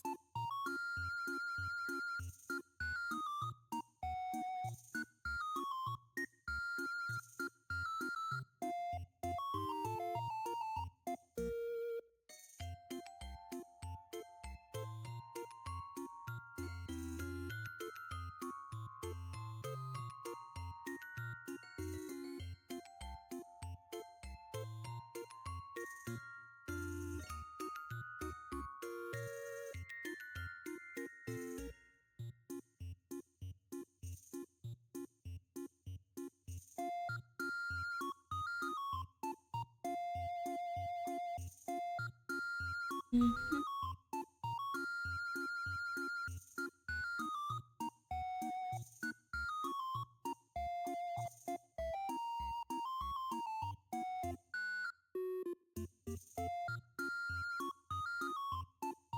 Now,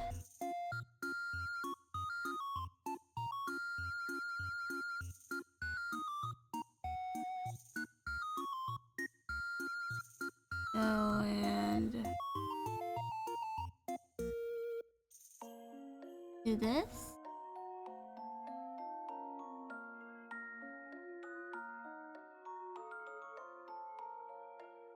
And now,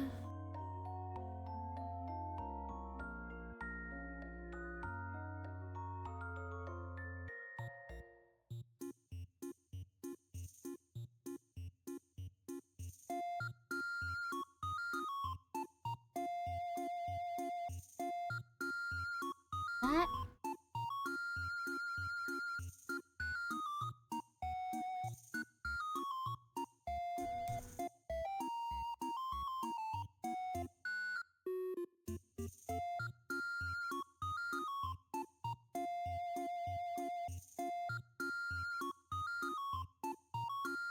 And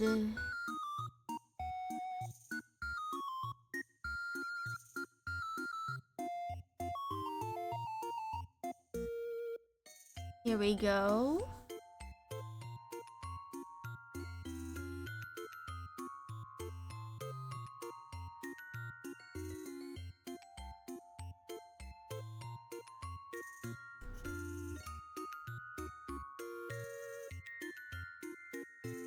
Hmm. Let's just do that. Now we merge those down.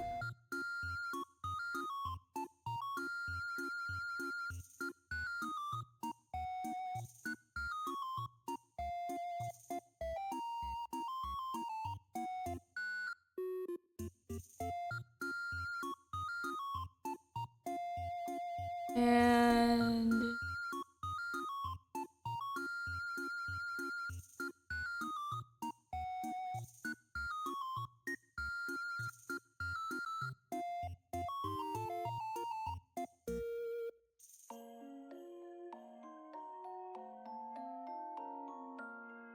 once I'm done doing some of these lines, I'll get up and stretch for a little bit.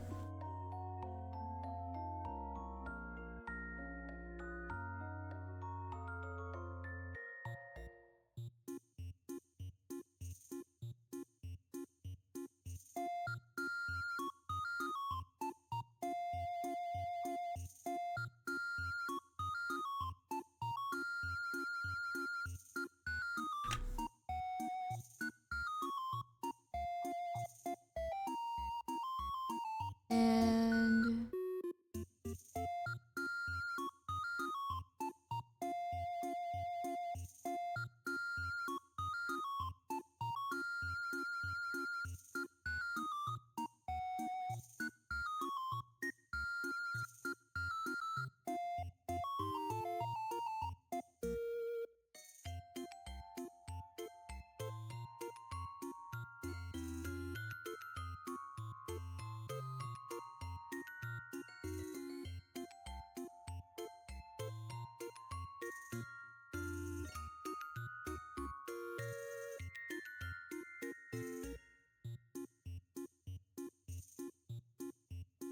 now we erase that part.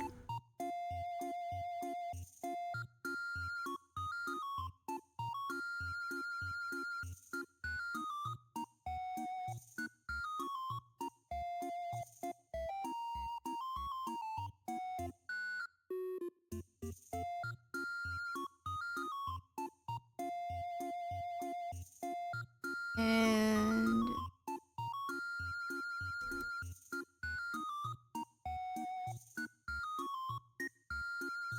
oh, I didn't even realize that I forgot to erase that.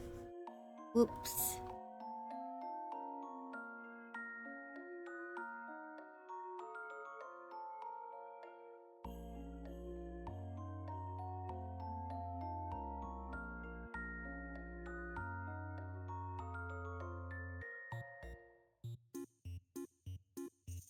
Yeah.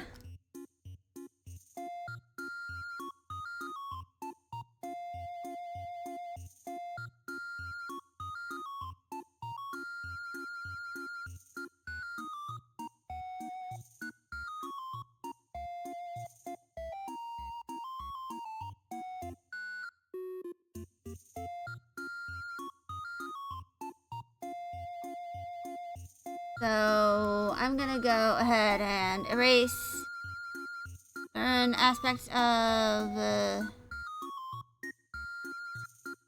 the base.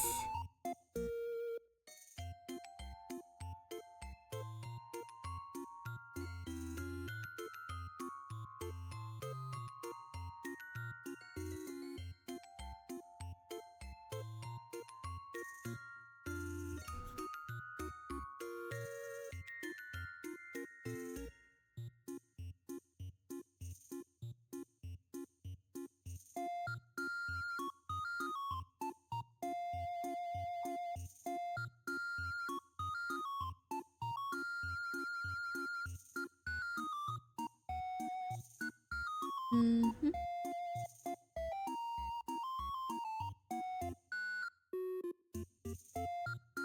Right.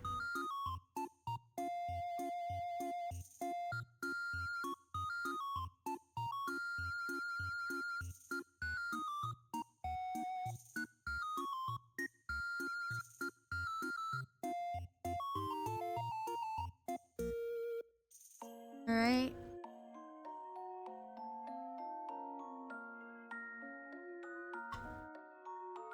Now, Astrofel's pupils.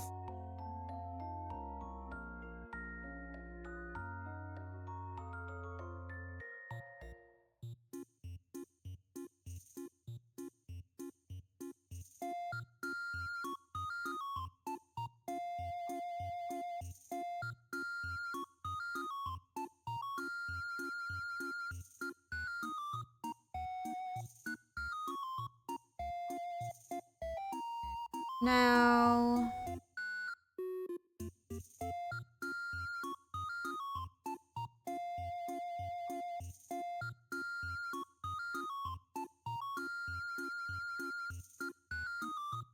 uh, fine.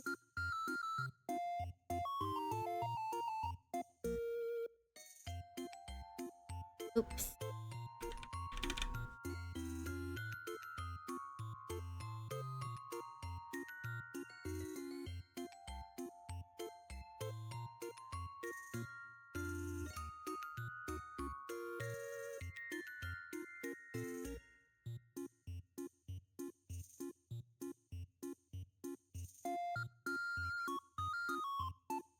And I'm also going to erase this.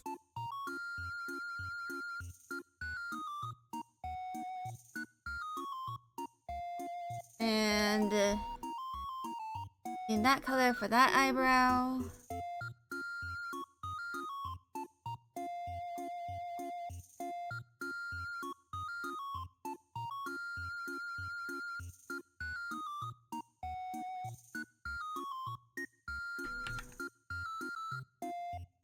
Gotta lock that layer. So just in case.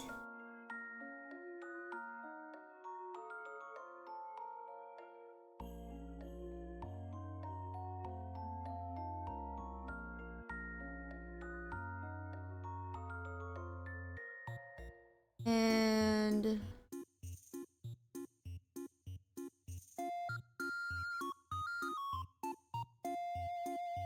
uh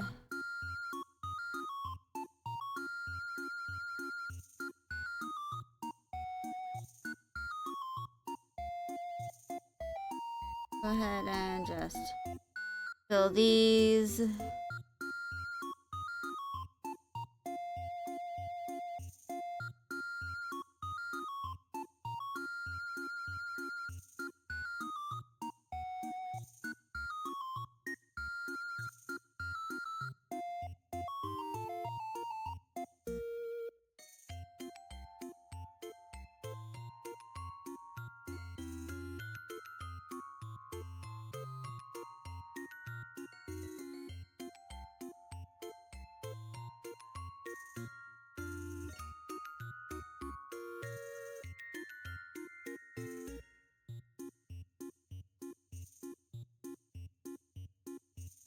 Also, I forgot that I need to extend the ears.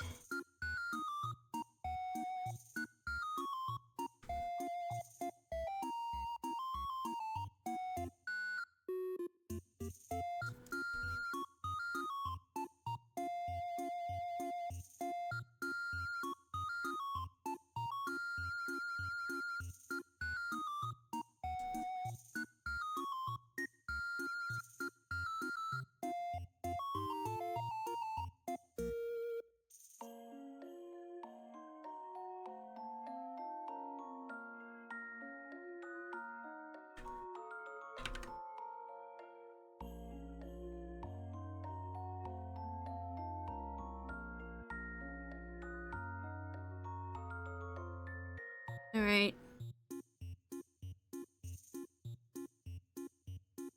And now...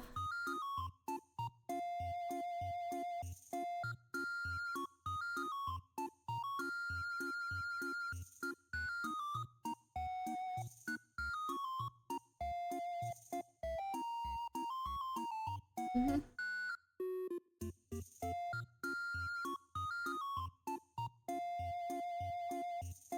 I think this is pretty good for now.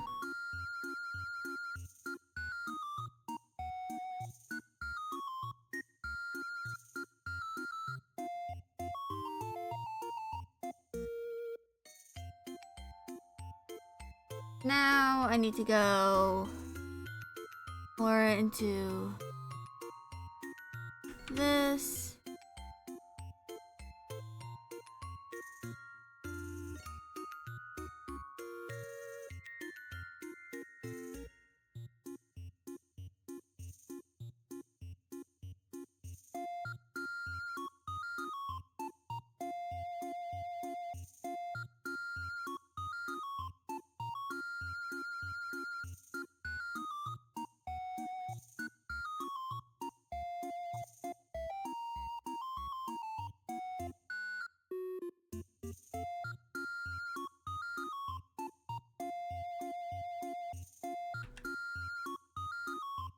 Now...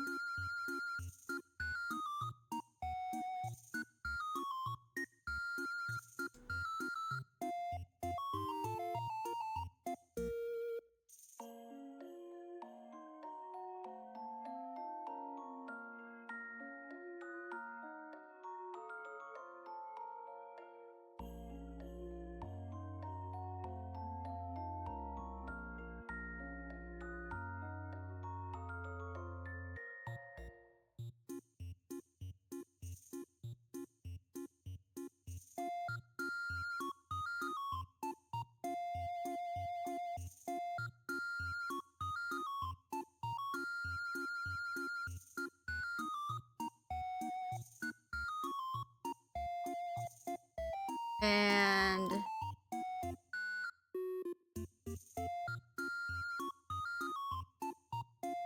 also, ads have started. I'm gonna go ahead and take a little break from drawing.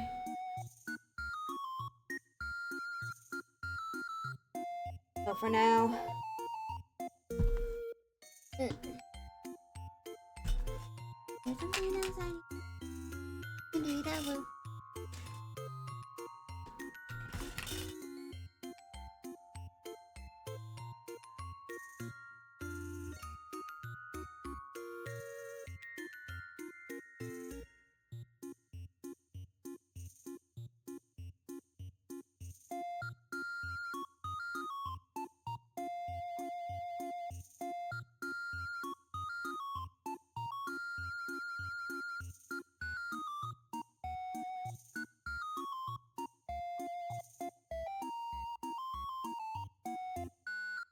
Yeah.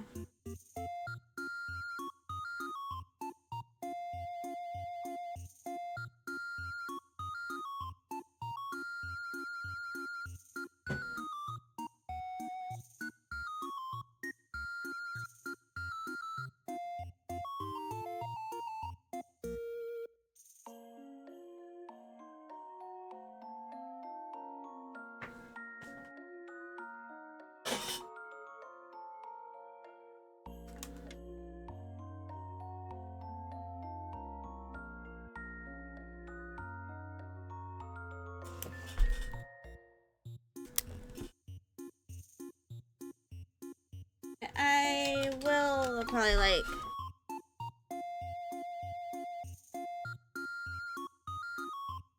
No.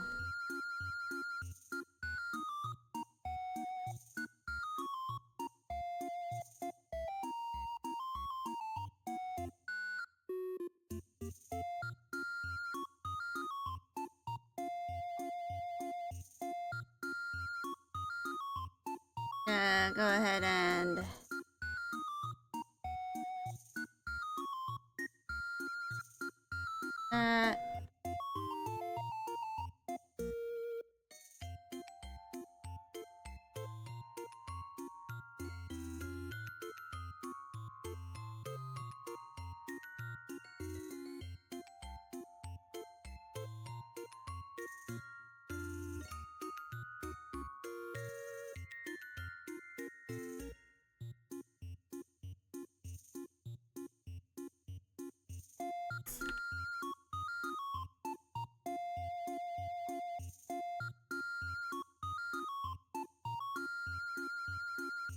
And welcome back from ads, everyone. I'm now gonna start doing a little bit of rendering.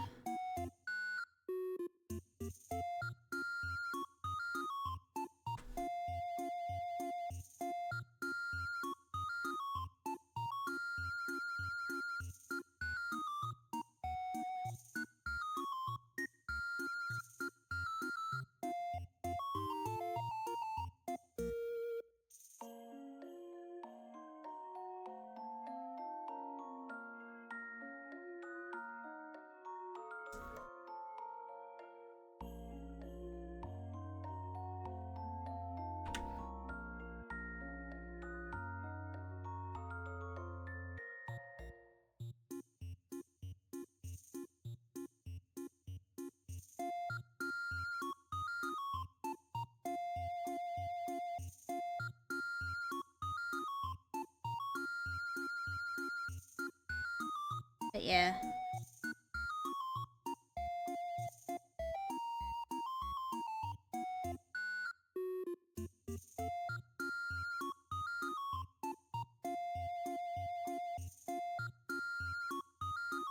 And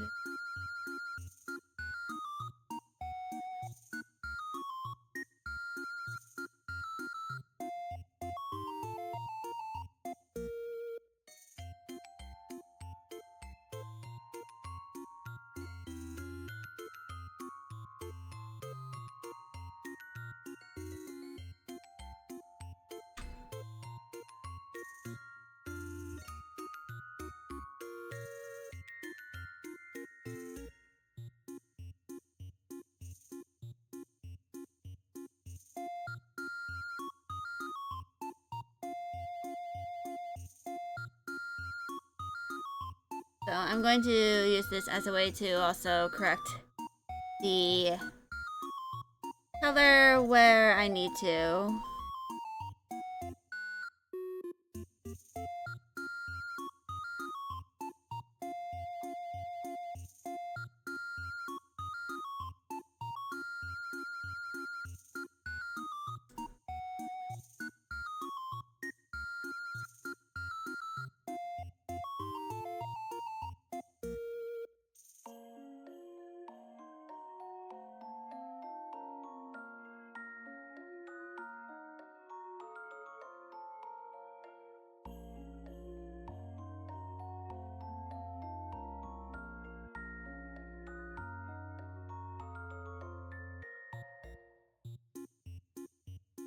Yeah.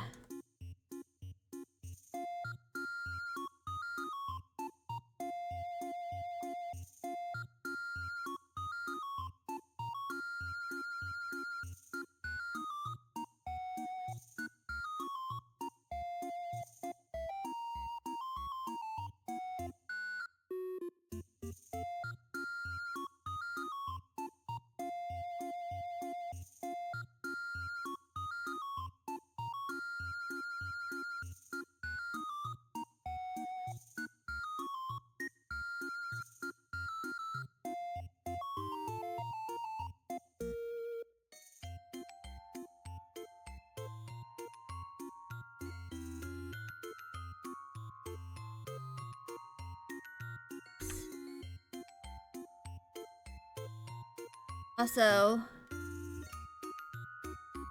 I'm probably going to try and do something else after I'm done with this little emote.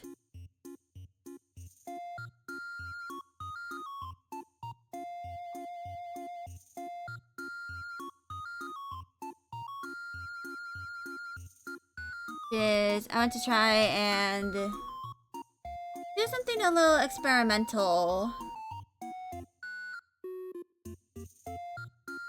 Which is to say, I want to make kind of an illustration based on, for this character.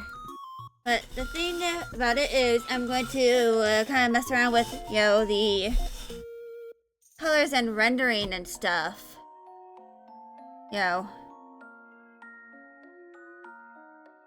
Before I actually, do all the line art and actual stuff like that.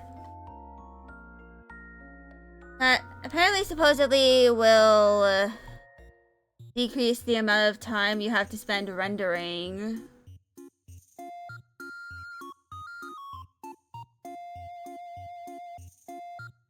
You know what to try to make something involving this character.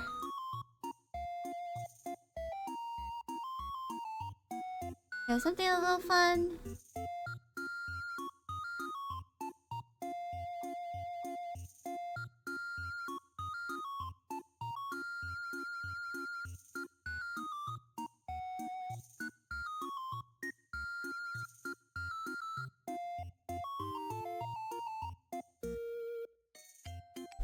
But yeah.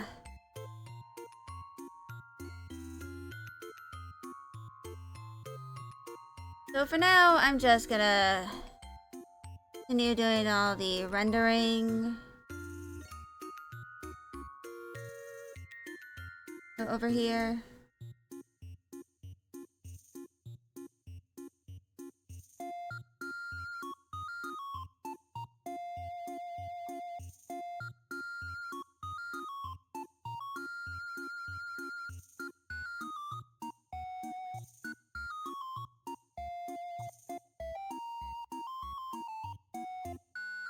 So yeah.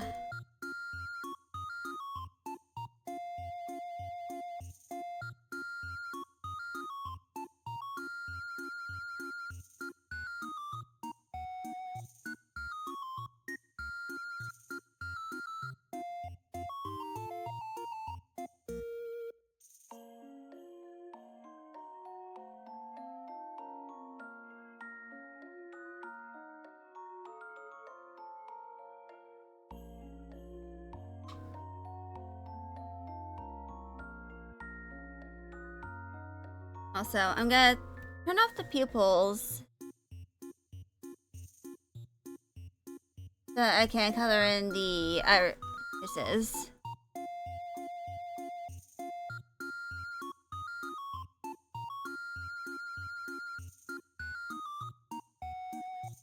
But yeah. I'm also gonna go ahead and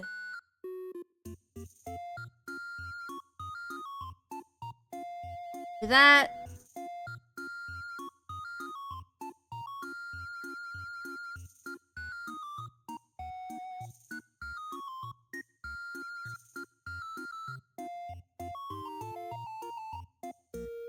I'm gonna add a little bit of shading below the eyebrow.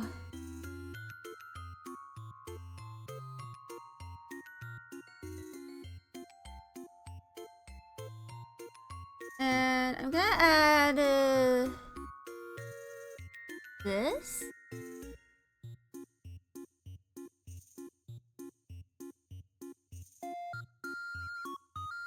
And this.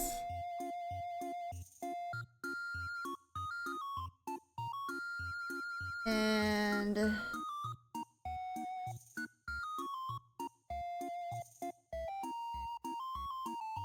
oops. And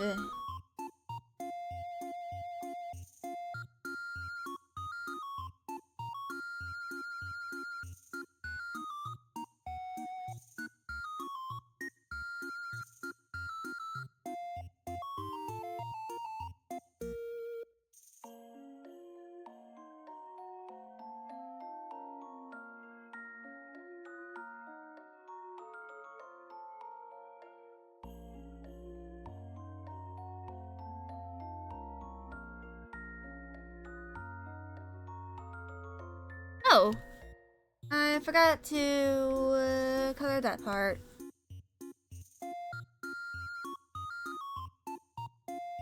Alright, so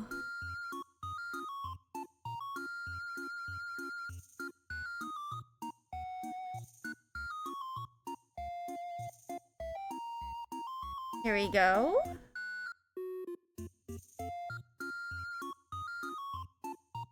Now this does look kinda bleh. So I'm going to add just a little bit of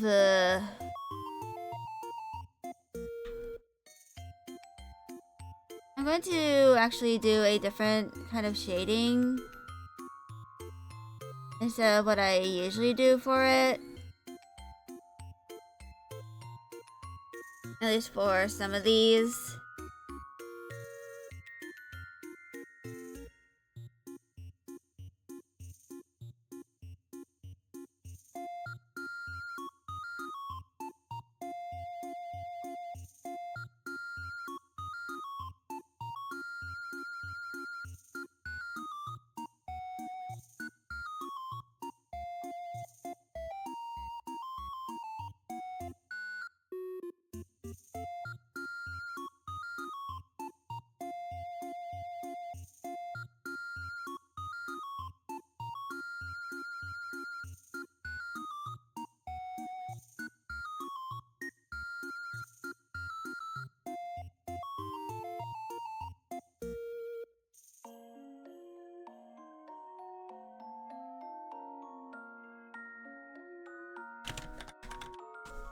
I'm also going to add a rim light. I'm going to do that as an add glow as well. I'm going to use the white here in order to do that.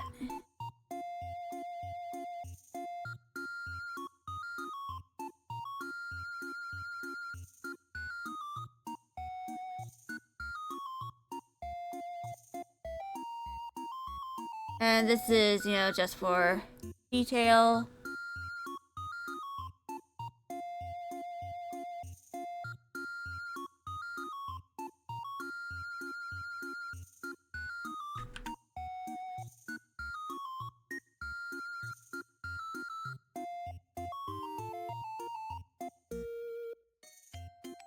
No detail for detail's sake. And also so that people can see what, you know, a fully rendered version of the emote would look like.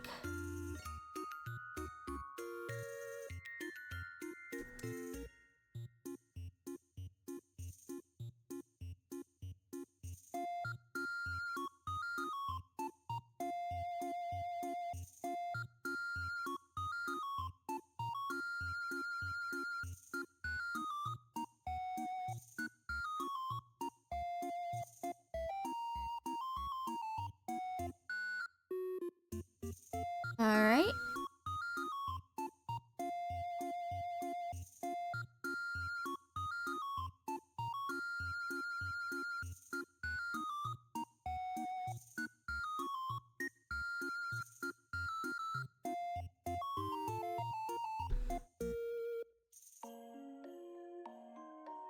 So, yeah.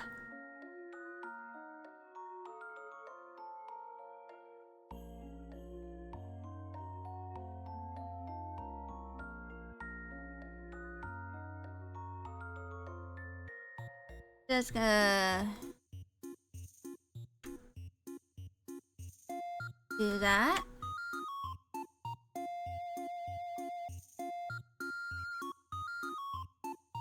I think this looks pretty good.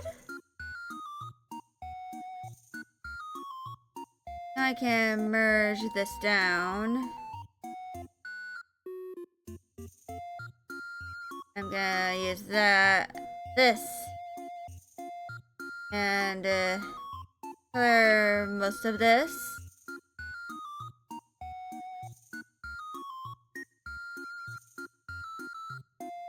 And now I'm gonna start doing a bit of blur. I'm not gonna bother doing like the full thing I usually do with the hair highlights, because I don't feel like doing them.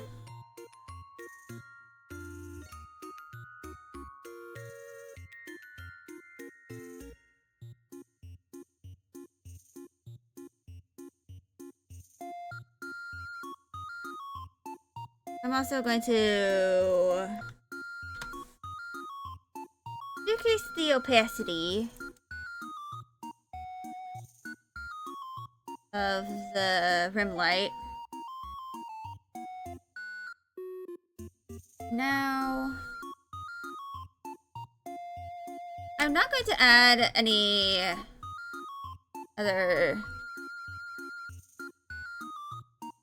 more rendering to the eyes.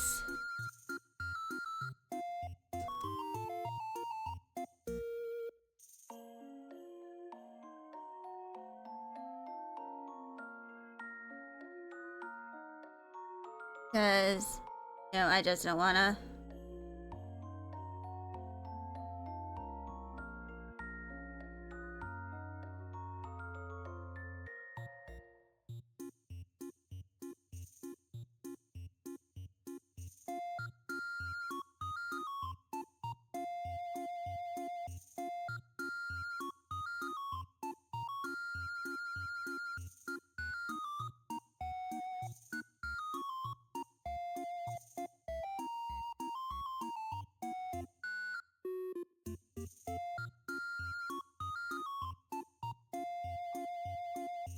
I just not gonna bother with doing the full thing, or the full rendering of, the hair highlights.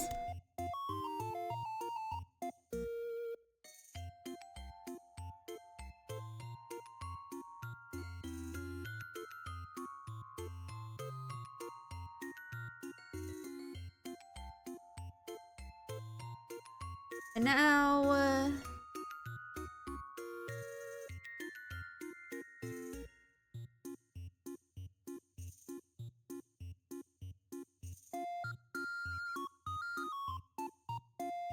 I eventually need to make a highlight brush so that I can, do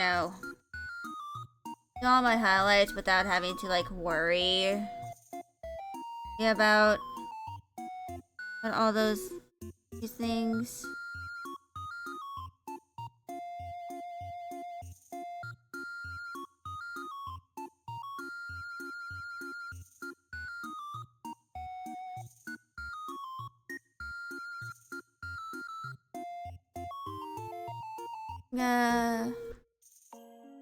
Fill those up.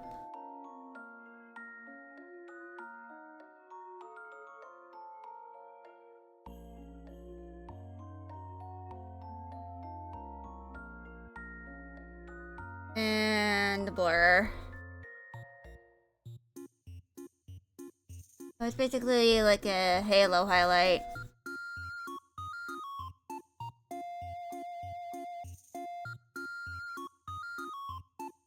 And now...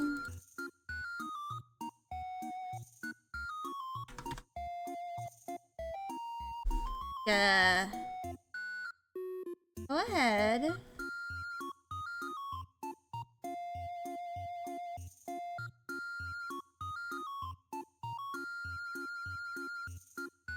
Actually, no.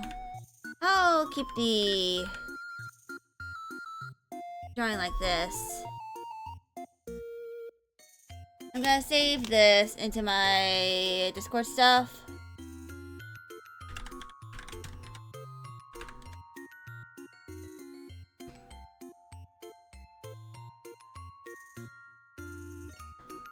But yeah. This is gonna be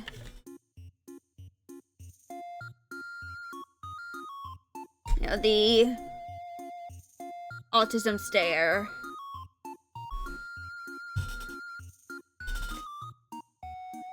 So, for the last part of stream, I'm probably going to... I did have a plan for what I was gonna do, but I don't feel like working on the model. I mean, I might work on it a little bit.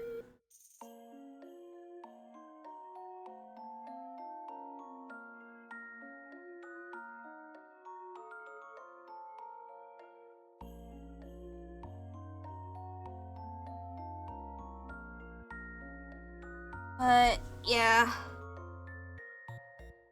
I feel like I might, try and do something a little fun. like, you know, start doing something.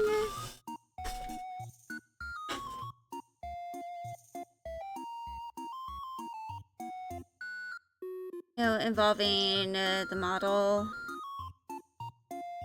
But I also need to, like, figure out some more concepts for how I want to do certain things.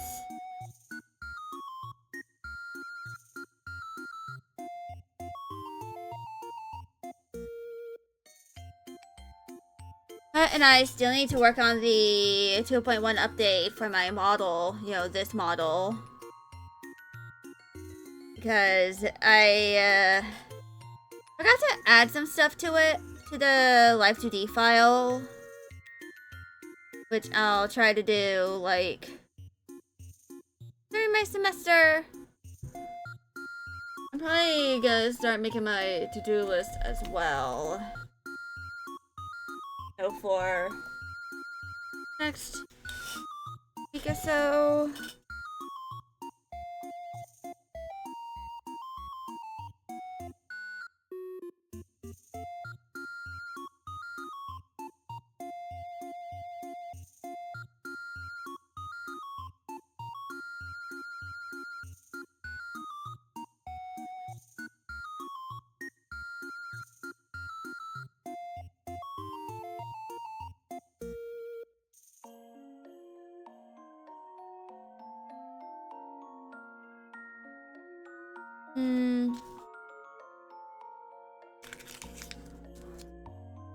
I think I'm gonna...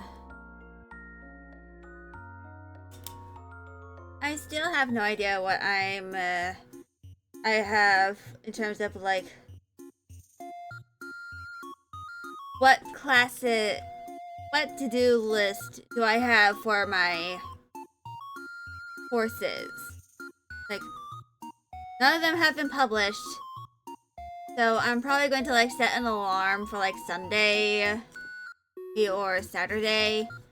Probably Sunday to check what Canvas has in store for me.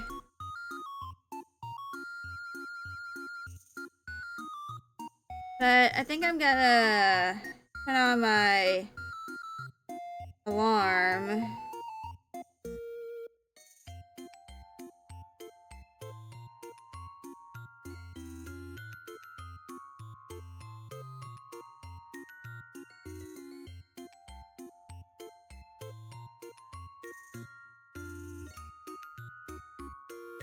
And I'm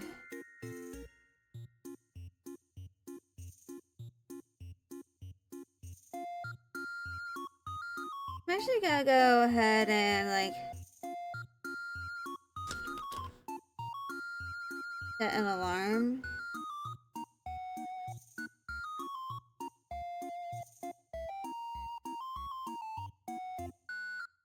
I set an alarm for 2 p.m. And yeah. I'm gonna figure out what... So, I don't plan on streaming over the weekend. The weekend streams are going to start next week. And yeah.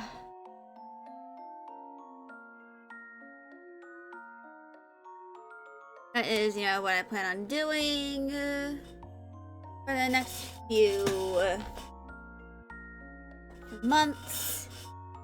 I'll be pretty much streaming exclusively on Saturdays and Sundays for the next few weeks. And that is pretty much that whole, like, thing that I'll be doing. Like, I'll be... From Monday to Friday, I'll be doing classwork. And then, once Saturday and Sunday arrive, I'll be doing 2 streams. And I'm actually gonna schedule those during, you know... Like, I don't know if I'll be able to stream during spring break. Because I don't know if my family's planning on, like, doing anything where you have to, like, go out of state. Or, like, go visit something. But anyway, I'll go ahead and start my intermission.